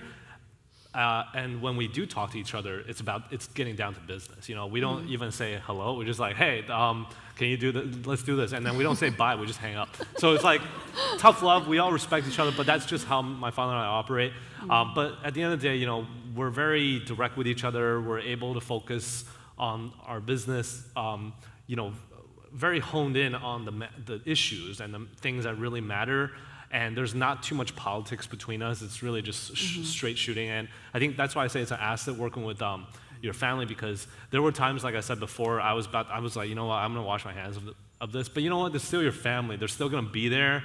You're bound by blood. So it's like that type of relationship is, I think, is a benefit. It's very stressful, but it's also a benefit because you're able to make quick decisions. You're able to bang it out, even if you have to like really fight over issues, but you're doing it for the betterment of the business and not really be distracted by, if you're working with a partner, sometimes that could, break up, and that could really, affect your business growth. For us, we do have those fights, but then I think at the end, we're all focused on making the business better for the long term. And so, yeah, that's how it's been working with family. So, yeah. Yeah. Well, I feel like, from the outside, your dad must be so proud, like you continuing the family business. I saw no. And you guys just opened another store, I think I saw, yeah. Yeah. Congrats. Thank you. Yeah. Thank you. Appreciate it. Yeah. And Sahra, you also mentioned that it's okay not to be your own boss. Can you tell me more about that? Yeah, sure. I think for everyone here or streaming, like the boss mindset can be owned by anyone, whether you are a business owner or not. The boss mindset is just about having ownership over your work and having like resilience to push forward and having like the initiative to create opportunities, right? And that can be applied in anywhere, right? Yeah.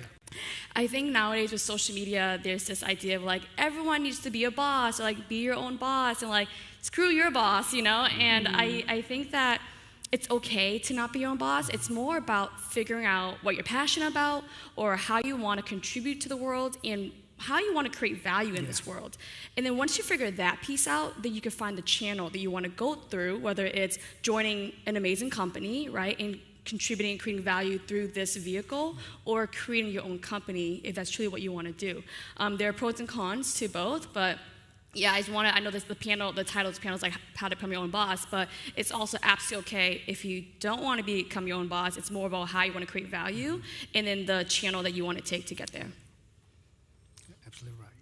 Yeah, and Jimmy, it seems like you are very, very passionate about like serving your team, right? And you own so many different McDonald's. So what does that mean to you, like being a leader and being a leader to your team? Their success is your success, and both Cindy and I have gone through many personal situations where we were able to be part of the solutions with individual employees or as an entire team. When the pandemic happened in October, November 2019, just think back where you were, how much knowledge that you have. And we did the same. We did not, we know kind of what it was, and we knew how it was affecting our employees, our customers, And we knew to a certain extent, the PPE equipment that we need, the mask, the outfit, So we were all learning together, and we could not get the product. I could not get 1,000 masks, 2,000 masks. Could not. The McDonald's was working on it. Okay, so we were able to bring. We have a lot of ladies working for our restaurants who knew how to sew. So we brought sewing machines into our office, and Cindy, she bought the bed sheets, curtains, whatever she could find, materials to make masks. Mm-hmm. So we were able to. I think we made about 1,000 masks, and at least that was a start. Okay, then also. Socially, what was happening too is that many of the spouses of our employees, they were being laid off, or they were being cutting back the hours. It depends on what the business was. So we saw some needs there, and with the support of our leadership team, that we developed some programs where at least it would help a little bit. We developed programs where everybody who worked every day, that we provided them with dinner for the family. Make sure if somebody had was tested positive, we'll make sure that we're still on the payroll. So those are the type of program as a group and as individuals, what the needs are. We have to, without providing, being a partner with our whole company, that we knew that they're not going to succeed and we're not going to succeed. So that those type of programs that we have to kind of be creative about to meet the need of everybody, I think helped us get to where we are today. Yeah, and Jason, Sarah, and Jimmy, your stories are so incredibly inspiring. And I'm sure I personally want to be my own boss one day, and I'm sure a lot of people in the audience want that too. Actually, can I get a raise of hands? Who here is their own boss or wants to be their own boss one day? All right, full bosses. Yeah. Is there Andrew Chu? Are you here? Andrew, don't be shy. He's here someplace. He's here. Andrew is the founder. He might be backstage. Can I have some water? Andrew is the founder and the CEO of Boba Guys. Very successful and you need to connect with him. Also want to share with you, there's a national organization, which Andrew is one of the founders. It's a national ACE. It stands for Asian Pacific Islander Chamber of Commerce Entrepreneurship. A lot of words. Next Gen program, where there are millennials, Gen Zs, business owners, entrepreneurs from throughout the country who are there to support each other, who are there to answer questions, who are there to give you the best bet. So when the time comes, and you are initiating a startup, make sure you connect with a group called National ACE Next Gen organization. Okay? Thanks for sharing that, Jimmy. So I think what is so powerful about stories is the relatability. So I'd love to hear from you guys. Before you guys actually became entrepreneurs, what were you guys doing? And how did you make that decision? Like, what was that catalyst that pushed you to start the business? And I know, Jason, for you, you were in corporate. Would you like to share a bit? Yeah. So I graduated college in 2009, and then I went for my first job should I just say it? I worked for Target, basically. Not Target like stores, but like their headquarters in Minneapolis in merchandising. Basically, I bought furniture I was like in the buying department for their furniture department, right? Yeah, I mean, it's a great company, and at least when I was there, as I remembered it was great. And but as I mentioned before, I don't think I'm cut out for that. Whereas, like, I can't work in a 9-to-5 type of structured environment with preset goals, right? I kind of want to make my own goals and achieve them and then make goals immediately. I don't know, it's just something motivating about that. So that's what I was doing right after college, because I just had to do something that's sort of related to what I studied. I studied business back in school. So, but I was fired. So, that was in my book, so I could say it out now, right? I was fired because I just didn't have my heart in it, and I wasn't really doing much. It felt like I was just going from school to another school almost, where I just like, oh, let's just go to class. Let's just hand in the assignments and stuff. It didn't feel like work. So then after that, towards the end of my tenure there, I was already kind of exploring my father, like, hey, can I be more involved? How do I feel like this is an opportunity? You need me to get involved, because my father doesn't speak English, and he had that one store. And I actually already started managing the website for that company back in 2007 before I graduated college. So I used to make websites when I was in middle school. So like I can't do websites now. You guys are like Web 3.0, whatever. I can't. I have like engineer friends that I don't even understand the stuff they say anymore. Anyways, so like that's what I did before, and I joined, and very different. But I'm glad that I was able to see what it's like in a corporate environment, so I know that's not something that is for me. But again, like everyone was saying before, Sarah especially, it depends on your personality. There is something for everyone. There's no right path. It's really just what is for you. What is your passion? Yeah, I you described that feeling of like not liking to be in a corporate setting. I felt that too. So before I went full-time freelance in my creative career, I worked in nonprofit youth arts organization, and I also worked in student affairs. So I ran a writing program. And it was this feeling of like I didn't like being boxed in, right? And I didn't like knowing like I could only make this much at the end of the week, or I could only make this much a year. I didn't like feeling like I had to go by someone else's agenda and goals. And to me, it felt limiting, right? I wanted to do so much more. So I liked the idea of carving my own path, and there are challenges to that, but like I think that's in my DNA as well. So I did that, and then when I was freelancing for about 6 years, I was a freelance writer. So this is in New York City. I moved from LA to New York. I was a journalist, so I wrote for like NBC News, Mike, Complex, Vice.com. I produced documentary series to NBC News and Vice. I was an on-camera correspondent for Vice at one point. One of my documentaries on NBC won an award, like a national award. Like I loved the world of storytelling. It was also it was very fulfilling. I loved storytelling. I loved the value I was creating, and it was very unstable, right? A freelance career, also a creative career. So it was really unstable. It was financially unstable, which led to like mental insecurity, right? And as I was approaching my 30s, I just didn't feel like I could maintain that lifestyle anymore as much as I loved it. I also want to throw out there, just so everybody knows, so everyone can feel comfortable, like your path is not linear. When I was freelancing in my creative career, I also freelanced as a writing tutor, right, or a writing consultant. I worked in hospitality for like many, many years throughout high school and college. I was a server in New York in my early years here. I also had a small restaurant. That was like my first foray into business. I had a small fast casual restaurant in Brooklyn for a couple years that didn't work out, right? It was a failed business experience, but it was basically my MBA. So I did a lot of different things before I arrived at my current company.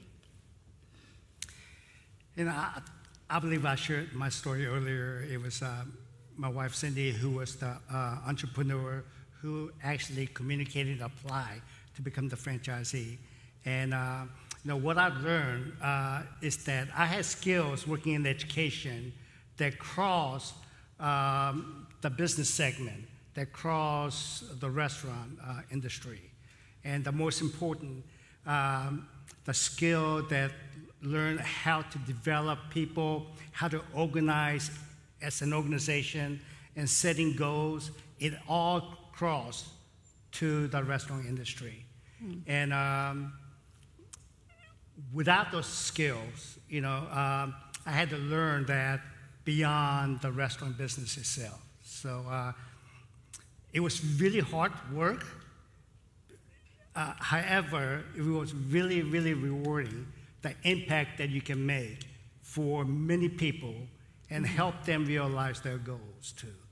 Because one of the programs we created, before even McDonald's created, we developed a scholarship program for every one of our employees, who wanted to go to school. So now, of course, now we have McDonald's scholarships too. Yeah, and unfortunately we are running out of time, but I have one last question for you guys. This one's very important. What is an impact that you would like to leave through your company and your work? Oh, impact. Impact? I can start. The impact I would like to leave through my company and my work is I want to help more people feel seen and represented and understood. Period. Yeah. Okay. Oh. So kind, thank you. And that's why I deferred to you. I knew Sahra has the best ideas for that, so I really want to defer to her. Use one more time, I think. I agree with that. But I think, I think it goes back to passion, I guess. Impact and passion, for me, for our business, I feel like it's intertwined. What do I mean by that? I think that we're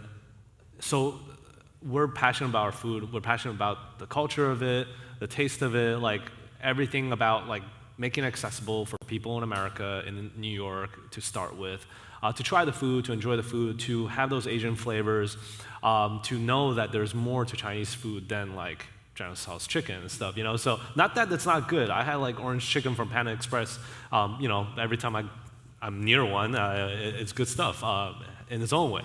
But I think for us, for me, the impact comes from just I think I want to leave the impact of like that culture and that into the society. I think over the years, since we started, there's been more regional Chinese cuisine. There's been more awareness that there's more to Asia than what was known. So I want to continue making that impact through our business. You know, for over many, many years, and I'm very realistic about this, is that people are, the society really do not understand the formula of McDonald's. You know, they believe that every single McDonald's is owned by the corporation, and they see us as in the eyes of a corporation. You know, our brand and every one of the franchisees and every one of my restaurants, my managers, my employees, they make an impact on the brand that we have. You know, and I'm very open in that we don't do a very good job, and I share this with the McDonald's Corporation too. We don't do a very good job of how we can change the lives of so many people. You know, so what I would like to leave behind is that our employees, they have an opportunity that they're going to, you know, when they leave our business, to do what they have a desire to do. Let me give you an example. Y'all know who Leroy Chow is? Okay. That experience that he had working in the McDonald's helped him get to where he is. You know, so we can't do that to everybody. If we can just do a small part, that making that individual, whether they're working with us through high school or part-time housewife, that if we can make them just a little bit better and doing what they want to do moving forward, we hope to make that type of impact. Thank you guys so much for sharing everything today. Yeah, let's give them another round of applause. We do have time for for a couple of questions from the audience. So come up, line up. This is your chance. Don't be shy. If you guys have any questions. Y'all are great. Yeah, yes. I do have a card here with a viewer question. So, what resources did you guys find the most helpful when starting your own business? How do you manage financial risks? Resources, I thought. You know, the most important resource is the capital. You know, how to get to the capital. Then the data. You know, whatever initiative that you would like to go into, you have to have some data, whether it's locally or whether it's the community or the state, national, even global. Whatever the industry or business is, you have to have that data, okay?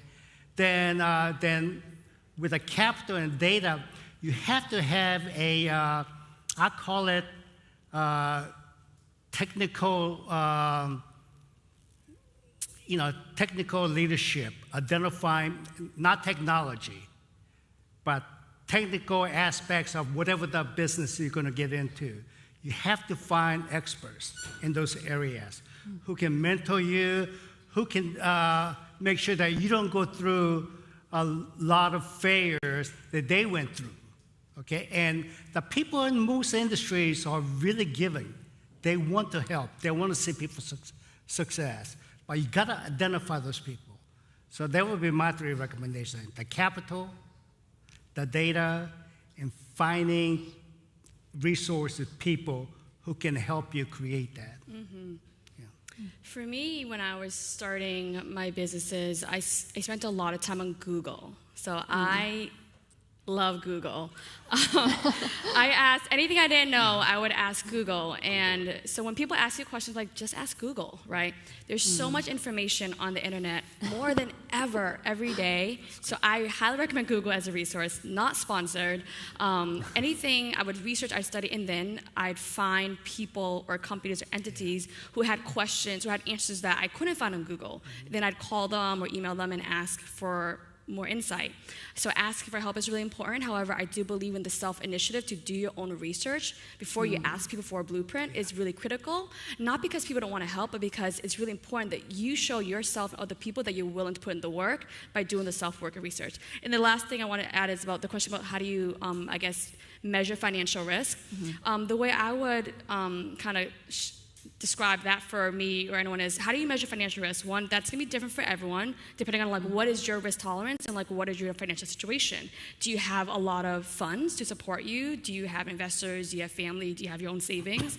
That's where you start, and then identify what is your target to mitigate your financial risk. So what is that number in revenue or doors or accounts or sales? And then what is the line of sight to getting there? How do you get the doors, the sales, the customers to generate extra revenue to mitigate your financial risk? So when you're weighing that, I'd say get really clear and tactical about the game plan to hit that goal or target or number that would then mitigate your financial risk or make that risk more worth it. Yes, just quickly, I agree with everything as always. I'm always the last person to say anything. I always agree. I'm such a scapegoater. But anyways, so I think that, to add on to what Sarah was saying, Google is great. Not sponsored either. Just Google it is what I always say to anyone asking me a question about something basic. But I think it's important to experience things yourself a little bit. That work experience, whether it's Jimmy with his previous academia experiences, or whether it's Sarah, meeting different businesses before, and also just being scrappy and figuring a lot of stuff out as a freelancer. Those experiences set you up. Those are the resources. And to her point, it's not like people won't help you if you ask them. It's when you do things yourself, you know the questions to ask, right? You don't. If you've never done it, you might be asking some really basic Googleable questions. But then when you do it, you know exactly what you need. And then once you get that little bit of knowledge from someone, you're good to go. So that's really important. That's a great one. Yes. Yeah. And then as for financial mitigation of risks, we're a conservative business, so we basically, my father's always saying, if your business is not making money, then why do you have a business? It has to make enough money for it to sustain itself, otherwise why are you wasting your time? But he's very conservative. It's different from different businesses. For tech, you have to be burning money in the beginning anyways. That's how it's done. But anyways, Yeah, thank you guys. We have a line going, so come on up. Hey guys, hello. Hi, I just want to say thank you guys for coming to speak about your experiences. It's been very inspirational and motivational, especially a small business owner myself. I have an ice cream shop that's actually right around the corner from your previous East Village location, Jason. Oh yeah, cool. So my question is, at what point down the line did you guys decide to scale up the company, and how did you guys go about doing that? All right. That's a decent question. Sorry, everyone I think can relate. Yeah, I think everyone can relate to that, but I'll take it first since you're my neighbor, of my former shop. We expanded, when I was coming into the business, we were thinking of that already because there was just so much demand. And I think that's what it is. I think that was the rationale behind other businesses as well. I think good businesses expand only when they are ready to. Now, what does it mean, ready to? Well, for some people it means resources, capital, and stuff like that. But I think at least for our business, like food business, it's about when you have two things. One, when you have enough customer support, you really have a lot of people asking for you to open up somewhere, and they're actually going to go and shop there, not just saying it just for the whim of it, And then the second thing is, do you have a good team? They have a really good employee.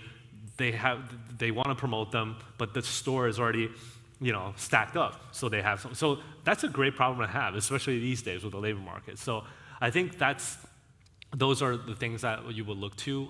But I think for most people could relate to, it's the demand. If the demand is there, you could figure the rest out. And sometimes you may feel like you're not ready to expand. You'll always feel that way. We always feel that way. I always feel that way because we're just oh, crap. We're not ready here. We're not ready. Oh, we could double, we could triple, overthink ourselves, But sometimes you just got to jump in, and then, it's not going to be perfect right away. Well, McDonald's does that for us. They do all the research. They do the card count. They look at the community as it relates to how many other restaurants in there. So they do all those work, which is I'm really glad, you know. But what is important to me as, and McDonald's also decide who's getting what locations, you know, is that I have to always be prepared. My organization does. So we have to have a system in place where going from 1 location to 3, to 3 to 5, and 5 to 10, then 10 to 20. You have to have a system because you cannot run multiple restaurants the way you did one.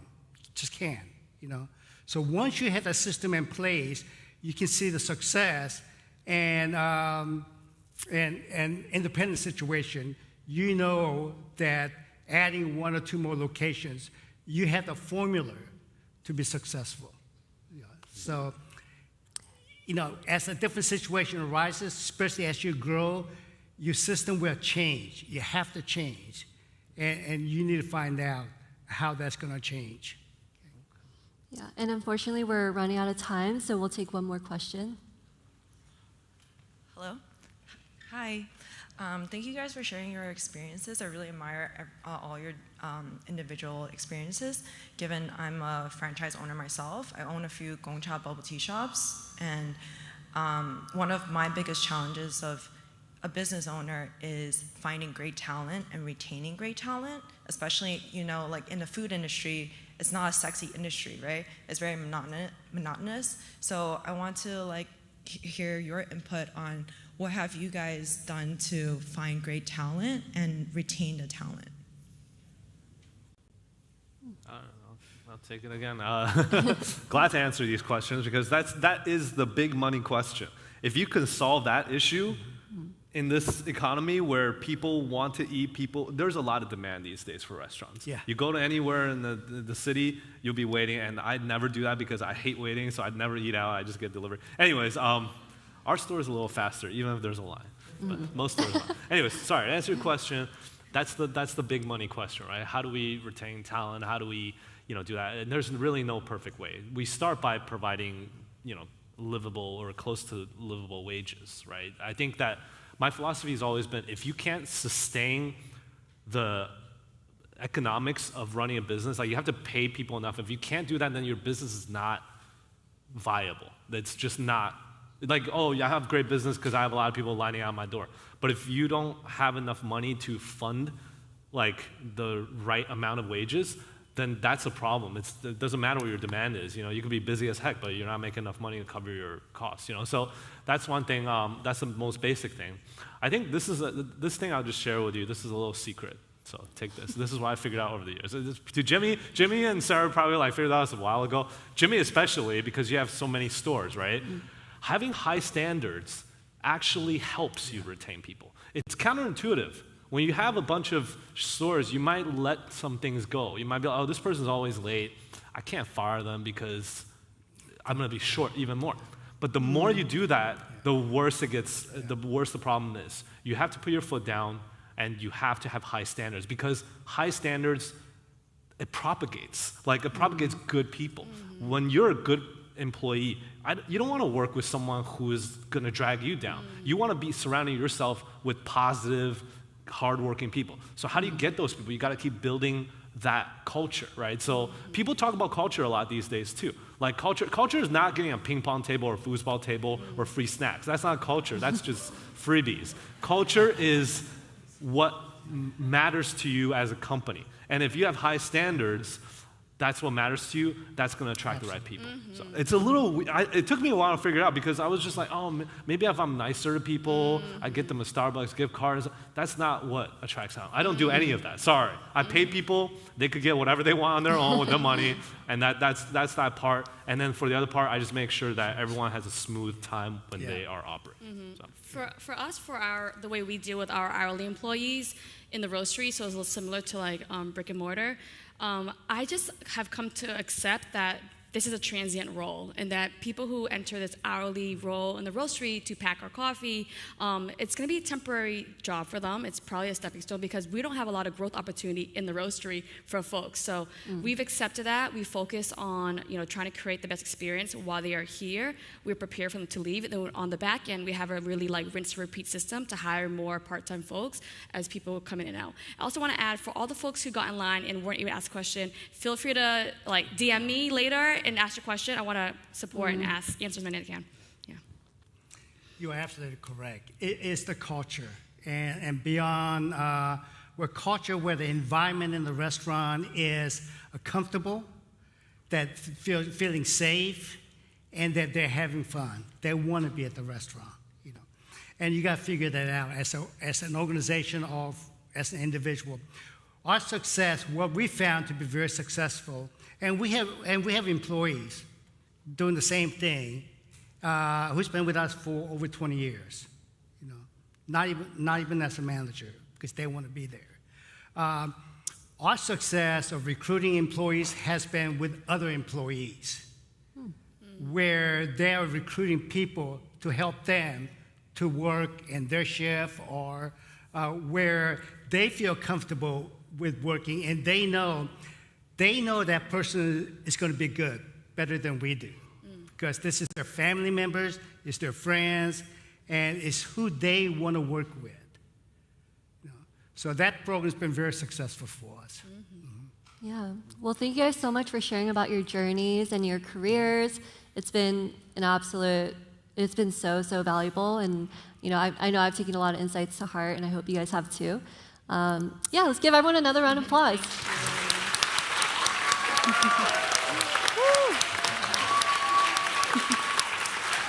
Okay, you guys can feel free to step back. We have a short 2-minute break, 2 to 3 minutes, so feel free to stretch, and we'll be back soon. Great.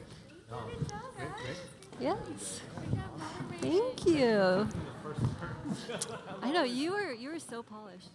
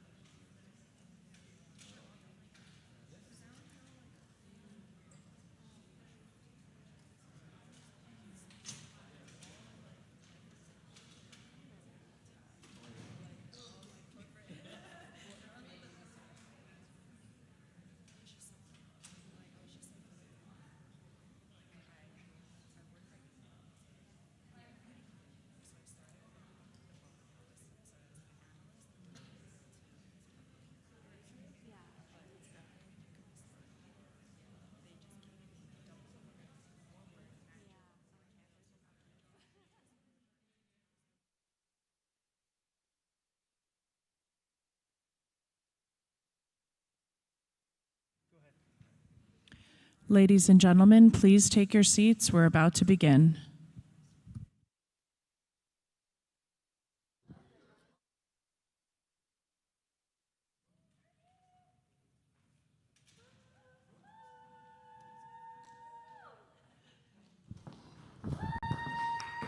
Give it up. Take a seat. For our final panel of the day, we're going to be talking about mental health and relationships. Rowena Tsai is with us today.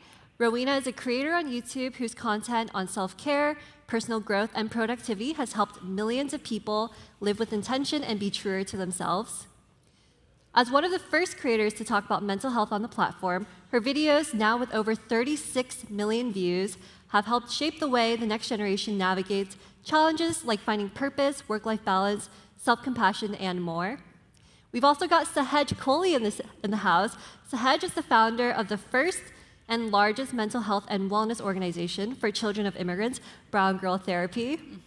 She's also an author and a columnist for the Washington Post. Welcome to the stage, ladies. Thank you. Should we sit there? This is fine. This is good, yeah. All right, let's start off with this. What does mental health mean to you, and why do you feel like it is important to talk about? Do you want me to start? Go ahead. Okay. Well, I think mental health is really stigmatized, right? Especially in our community. And I think for me, it's related to everything. I mean, I'm a therapist, I'm a mental health professional, so I feel like I have to say that. But it really is connected to everything we do. Physical health, relationships, career, identity, everything is related to mental health. And I think it's really important that we talk about it because just because you don't talk about it doesn't mean it doesn't exist. And so what really happens is people are struggling in silence. And so that's something that I don't want to happen. And I think both of us do the work we do because we want to bring light to mental health struggles and issues. That was fantastic. I think mental health to me is, I really believe that our inner world or our external world is a reflection of our inner world. So if we can get here in a good place, if we're grounded, if we're in peace, then that can, I believe, also positively influence everything around you. And mental health to me means everything. And I also feel like it's just the human experience that, yeah, we didn't really grow up talking about. I think now it's been, people are talking about it more, which is amazing. But to even talk to more people about it, make people more comfortable with opening about, anything that they're going through, feelings that they may be having. Yeah, and speaking of mental health, a lot of it traces back to childhood. Was mental health something that was discussed in the household when you guys were growing up?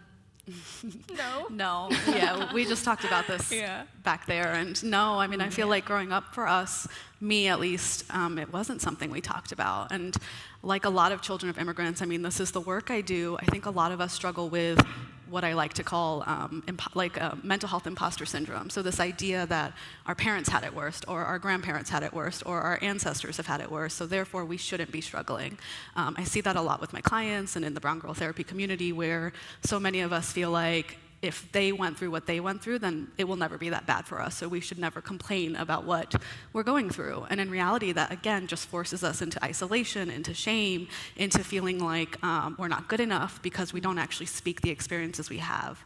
So I think it's really important to remember that suffering and pain are not comparative, and that's not something I knew growing up. I mean, I had parents who didn't have language to mental health, so we never talked about it. So I did struggle in silence and in isolation for a lot of my childhood. Yeah, I think it wasn't that people didn't want to talk about it, they just didn't know that it was even a thing to talk about. Yeah. And speaking of immigrant families, we can't talk about immigrant families without talking about generational trauma. For those in the audience who may not know, can you guys explain what generational trauma is, and if you're open to sharing how it's impacted you? Sahaj? I can take this one. So generational trauma is the transmission of the effects of historical oppression, trauma, abuse. I think in the simplistic way, it's how pain is passed down from generation to generation. As a mental health professional, the caveat is that two people can experience the same incident, let's say a car accident, and have very different experiences with it or impact from it. So trauma is not experienced the same by individuals, so there's lots of nuances when we talk about trauma. for my family, my grandparents lived through the partition of India in 1947, so they had to flee their homes in Pakistan, move to the India side of the border.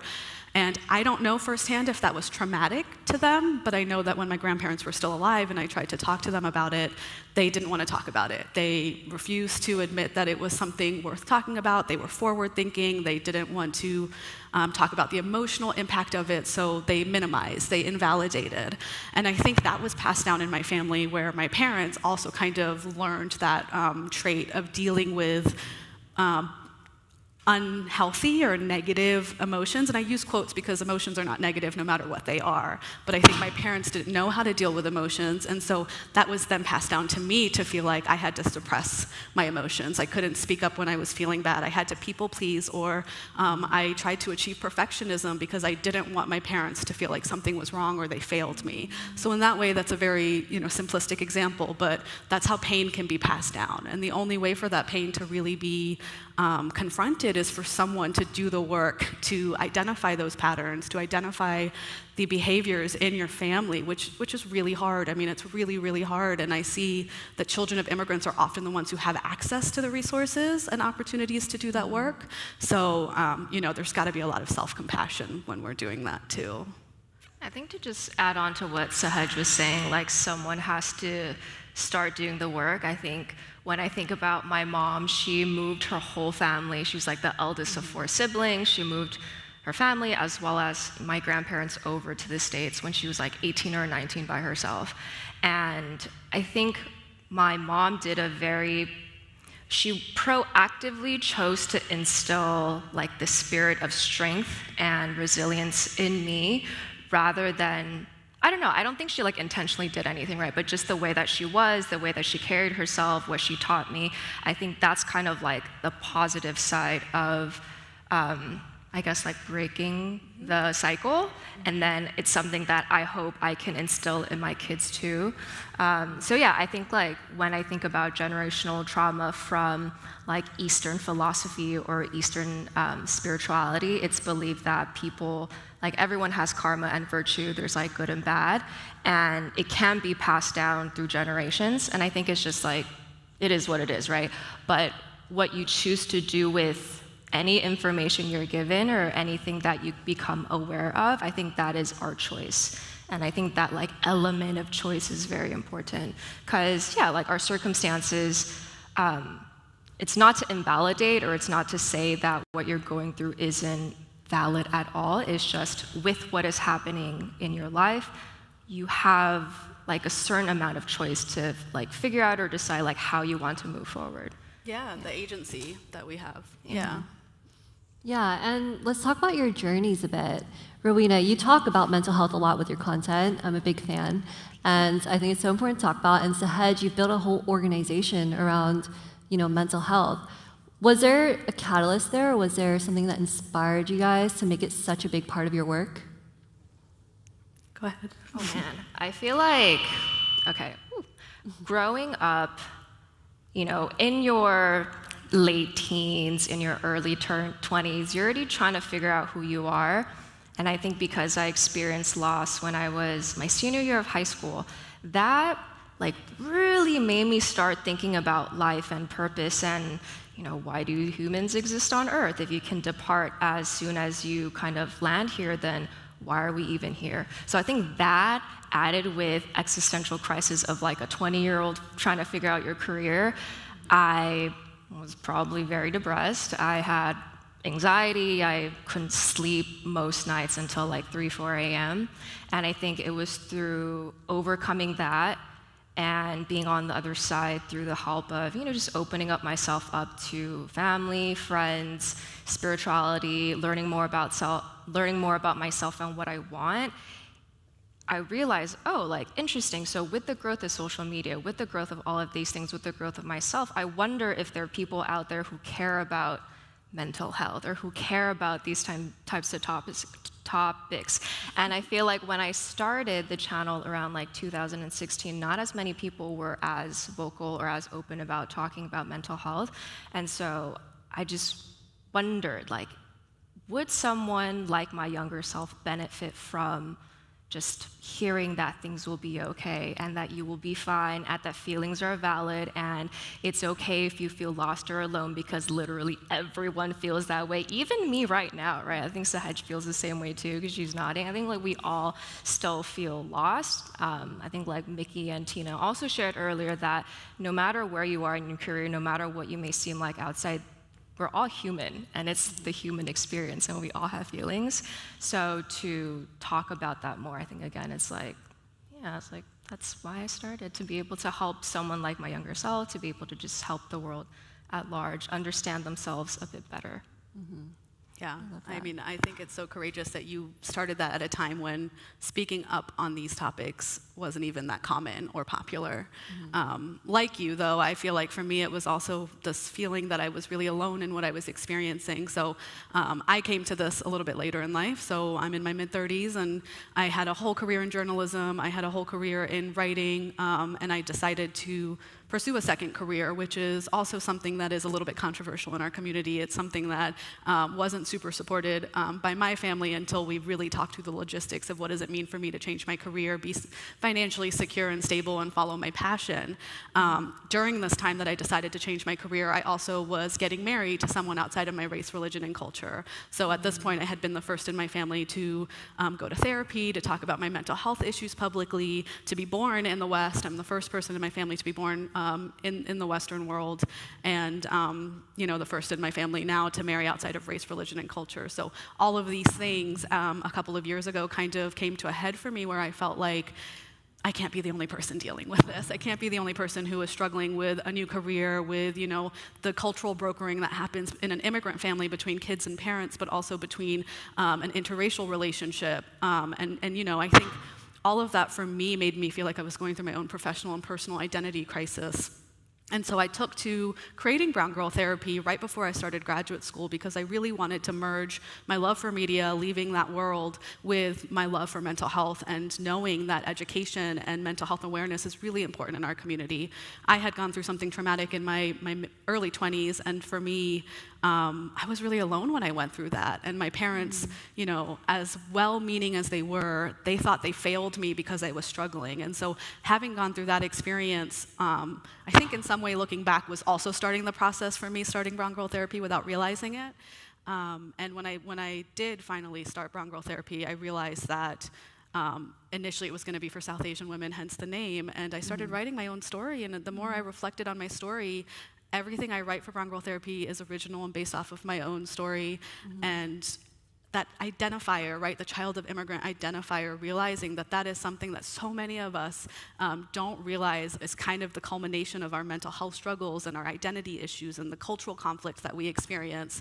It kind of blew up in a way that I didn't expect, to be honest. So I feel very grateful for what it is today, but I think for me, like you, it was a matter of just trying to feel less alone and figure out if other people are struggling with the same things as me. Yeah, you guys are such trailblazers, especially being Asian American women. And you're probably the first in your family to talk about mental health in this way. And you're taking your stories and you're using them in such a positive way, right? It's so incredible. And Rowena, to your point, being in your early 20s, or being in your 20s in general, is difficult, right? And so you talk about authenticity and cultivating a positive mindset a lot on your channel. So what has that journey of learning how to love yourself looked like in practice?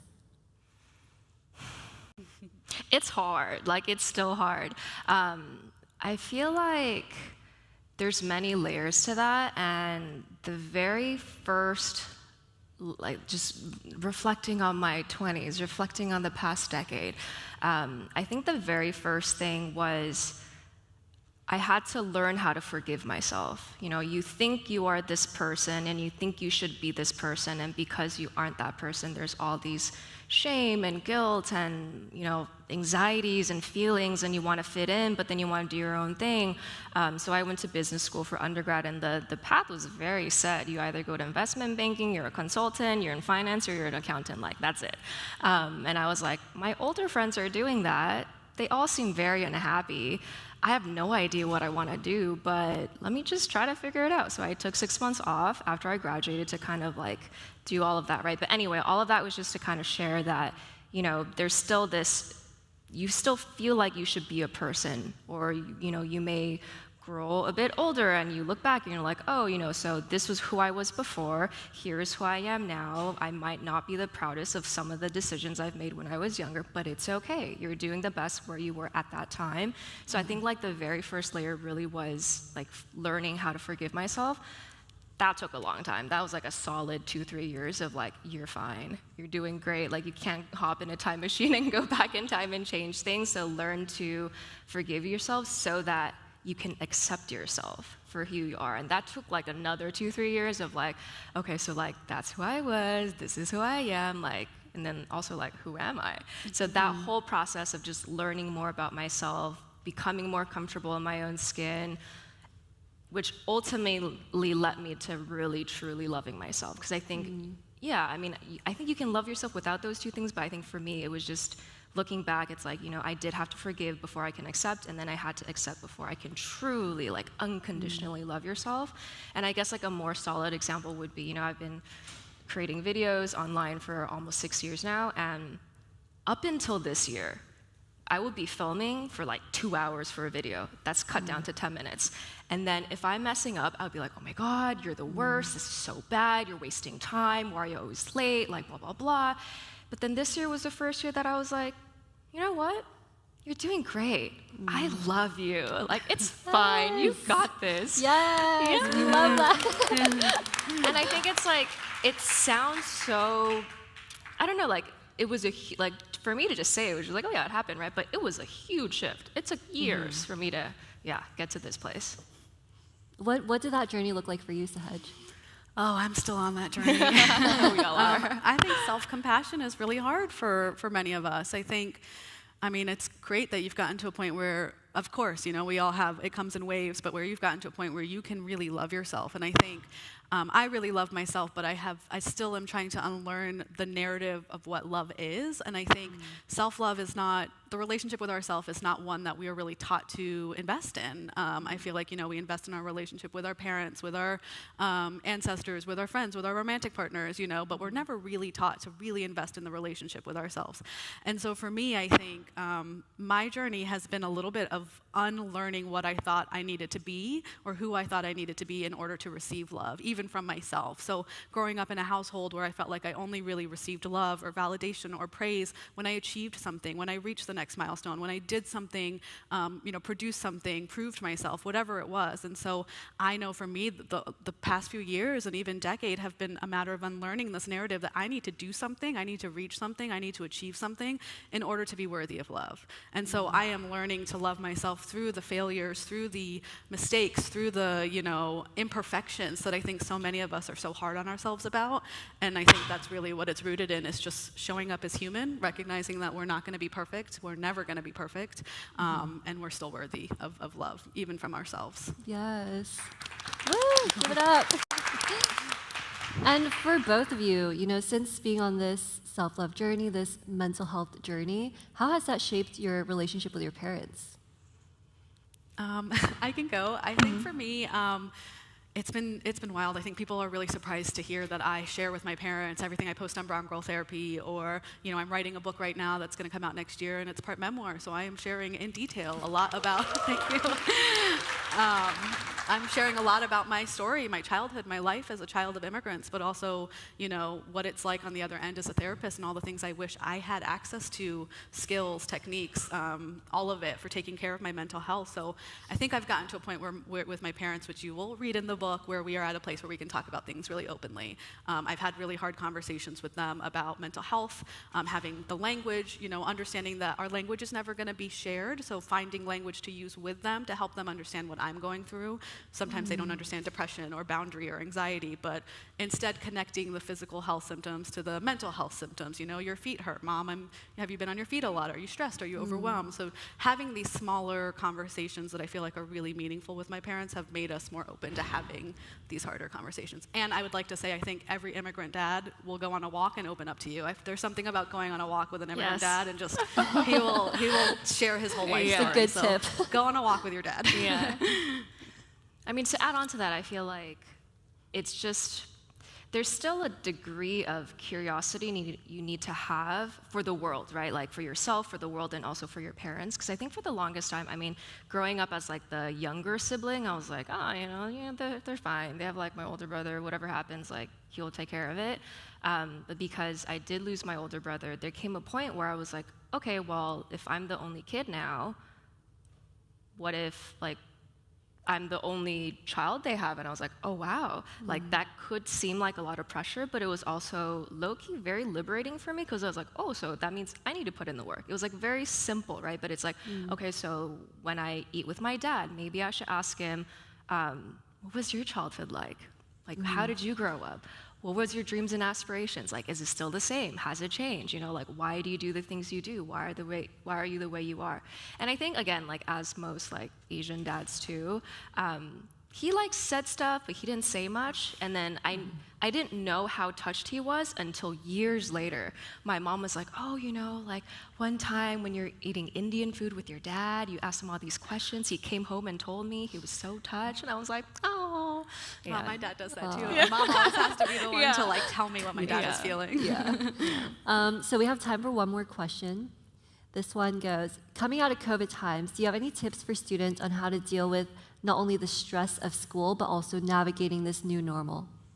This is a hard time. I mean, we were talking about this too, just like being in high school, going to college, figuring things out for yourself, being young, making mistakes. The thing about mistakes is that you're supposed to make them for a reason. They help you correct. They help you make the right decisions later. It's okay to take risks and chances. And I think right now it's a really hard time because we're coming out of this, phase, and we're still kind of in it where you didn't really have the opportunity to do these things. So I think my advice would be, have self-compassion. This is really hard, and that's okay. It's okay to grieve what was taken from you because of the pandemic. It's okay to grieve how different your life is now, but also, kind of have this vigor for wanting to do these things, to try new things. And I think, I always try to tell my clients and people I work with to incorporate play into your life, non-evaluative play where you're just doing things for the fun of it on top of all the other stuff, because that'll make things feel less heavy and less like you always need to be perfect. You're allowed to make mistakes, and you're allowed to do things just because you enjoy it. And so, really having that compassion right now is key, because it is a really hard time. Mine just have fun. Yeah. You're like people, like I thought, society teaches you to have your life figured out by the time you're 13, right? But like, I have met 17, 18-year-olds who are in high school who are working like multiple jobs and like interning at multiple different startups and like trying to help on all these different things. I'm looking at them and being like, you should be enjoying your youth, And yeah, I just remember people, like older people telling me like, oh, your 20s are gonna be your best decade. And yeah, as a 20, like when you're in your early 20s, like, yeah, whatever. But now like coming out of it, you're like, yeah, it wasn't that bad. And it was really fun. It's like, you do make a lot of mistakes, but you learn from them. And that's what makes them meaningful. But yeah, just have fun and don't be too hard on yourself. We're all trying our best. Yes, that's so important. So we do have time for another couple of Q&As. So anyone in the audience, if you guys want to come on up and ask a couple questions, this is your chance. And while we're waiting for people to line up, I do have one question for you guys. How do you reduce turnout, and how do you find more hobbies and find your passion? What was the first part of The that? first one is, how do you reduce burnout? Burnout is a systemic issue. I think one of the things we don't talk about enough is we're all a product of a system that wants to say you have to be productive to do things. And I think one of the biggest things I see, especially with Asian Americans and children of immigrants, is this idea that when you have found time and you're not doing anything, you feel bad about yourself. So again, self-compassion is tied into that, but really getting clear on your values, getting clear on how to set boundaries, which I know is a really charged word, and I can go on about boundaries forever, but boundaries allow you to be in relationship with your work, with the people you love, while also having a bridge to return home to yourself. And I think it's really important to learn how to set those in order to reduce burnout. Just learn to listen to yourselves and learn to kind of flow with the season and the rhythms of your life. There will be months or years where you can like run full speed ahead, and there will be months where you just want to lay in bed all day, and that's totally fine. So just learning to ride the different seasons. Yeah, I love that. Okay, let's take our first viewer question. Cool. Hi. I feel as an Asian American male specifically, I mean Asian Americans period, we have like a lot of shame, and as a result of that, there's a lot of secrecy involved in that, and like sharing it is very difficult because there's not necessarily a community for it. So I'm kind of curious, like from your experiences with fans and also your friends, what is the best way that Asian Americans receive talking about mental health or conversations about, vocabulary around emotions? I didn't really hear the question. I guess I'll repeat it one more time. So it's like from your experiences with friends or your fans, what's the best way that Asian Americans receive conversations about mental health or receive advice? It, as in exactly. How to have those conversations. How do you have those conversations? Oh, how do you receive it? How do you deliver that towards Asian Americans? That's a great question. That's one of the most common questions I get, and I think there's lots of ways to have these conversations. Language, right? We co-construct our reality through language. So who are you talking to? Are you talking to your immigrant parents, or are you talking to your peers? What's the language that they'll understand when it comes to talking about mental health? One of the biggest ways I've been able to connect with people who are resistant to talking about mental health is through pop culture. So K-drama, celebrity interviews, Bollywood movies and shows. Watch the stuff with your parents, with your peers, and then have a conversation about it. This creates a little bit of space between your experience, but also it tackles the hardness of the conversation. And then go on walks with your parents. I mean, that's just that's it. It's a big takeaway. Yeah. I think the easiest thing that I've learned that always works is if you open up about yourself and what you're going through, and maybe some struggles or some negative feelings that you're feeling or that you're anxious, more often than not, you'll, after you finish talking, your friend will just be like, wow, I've been feeling the same way too. And it kind of gives, I think as soon as one person is vulnerable and opening up, it gives the other person permission to be that as well. So, sometimes it just takes one person to open up, to really open up the whole room, family, friends, anyone. Yeah. I mean, you can only go as deep with other people as you can go with yourself too, right? Yeah. So doing that work, modeling it, allows for other people to see it and then do it as well. Yeah, it's that vulnerability, right? Yeah. Okay, let's take our next question. Hi. So I've been seeing family members or friends who would kind of just put up a wall and not let the vulnerability allow in to both sides. So in terms of relationships and with there being no closure with family or friends, what would be a good way to as the middle person to encourage that to come onto back onto the table? Hey, you guys should start this relationship again. What would be a good introduction?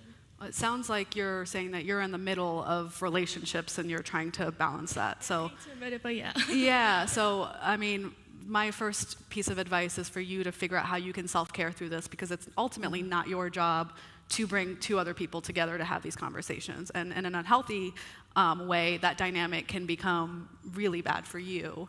I would also say, you have to manage your expectations. In general, when we have expectations that exceed the capacity of what other people can do, we're always going to be disappointed with them. And I try to tell people that all the time. I have clients who are like, I don't know, why won't my parents ever get it? Why won't my siblings ever get it? And at the end of the day, we can't do the work for them. You can love them, you can care about them, you can give them resources, you can support them. You will never be able to do the work for someone else. And that is the hardest thing to accept and come to terms with. I agree. All right, we have time for one more question. Step on up.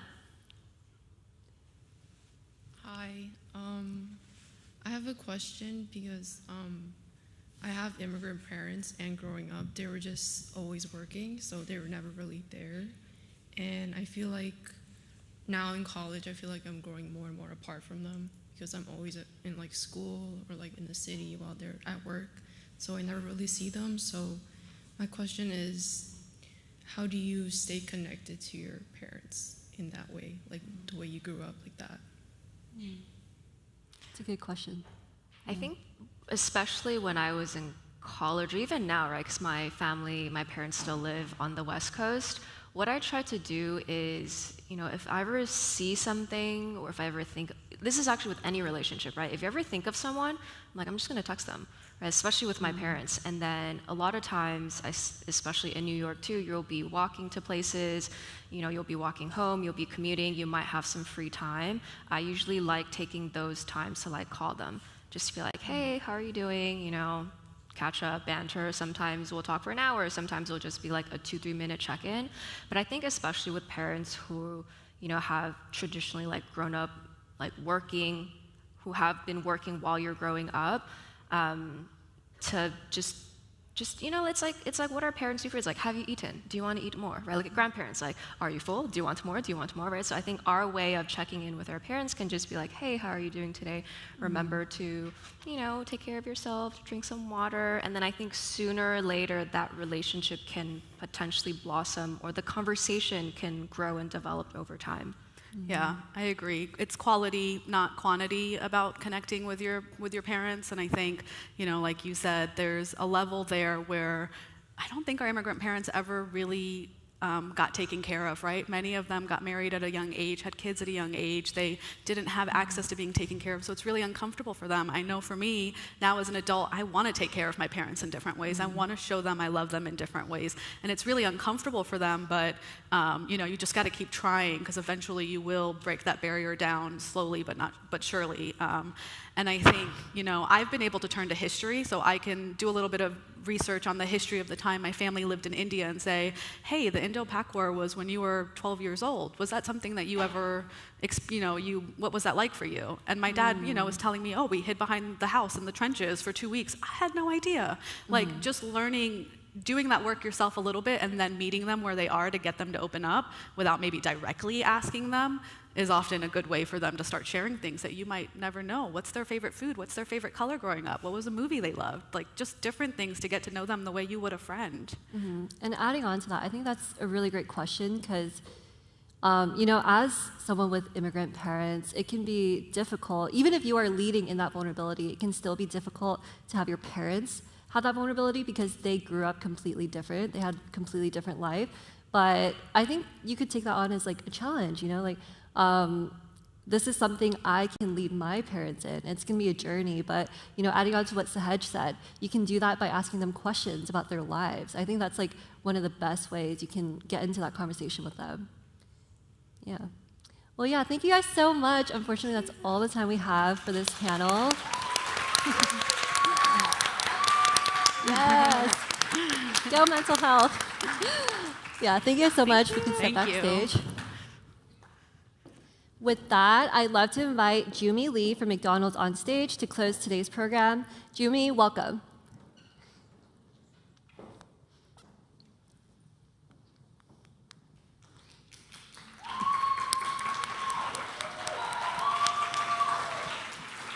Hi, Jumi. Thank you. Yes. Hi, everyone. Wanted to first say thank you to all of our speakers who are so open and willing to share their stories with us today, and also Ernie for being our star moderator today. Woo! Yes. Yes, and as Ernie said, my name is Jumi, and I'm so happy to be with you here all today. This was McDonald's first APIA Next Summit, and so thank you to all of you for being here with us today in person and also virtually. Just wanted to say it's a part of McDonald's commitment to be present in the community by providing access to resources, providing opportunities, and inspiring next generations. And because we know there's really a difference between being in a community and being part of one. And so I'm proud to be a part of that commitment. As an Asian American myself, I'm so proud to share the stage with so many empowering and inspiring group of Asian Americans and the positive impact they've made in our community and in the culture, and in culture. So to learn more about the APIA Next program and to get even more resources, content, and scholarship information, visit apianext.com. So also to those who are on the live stream with us today, thank you for tuning in. And for those on the West Coast, Korea Daily's live stream will feature an additional panel starting in just a couple of minutes that will invite professionals from the UC system to speak on the application process.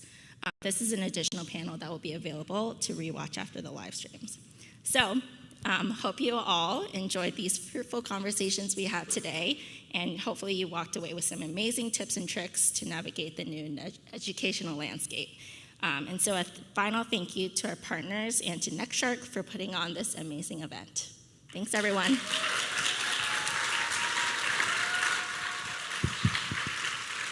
Alrighty, yeah, make sure to grab some snacks and some coffee on your way out, and appreciate you all for being here.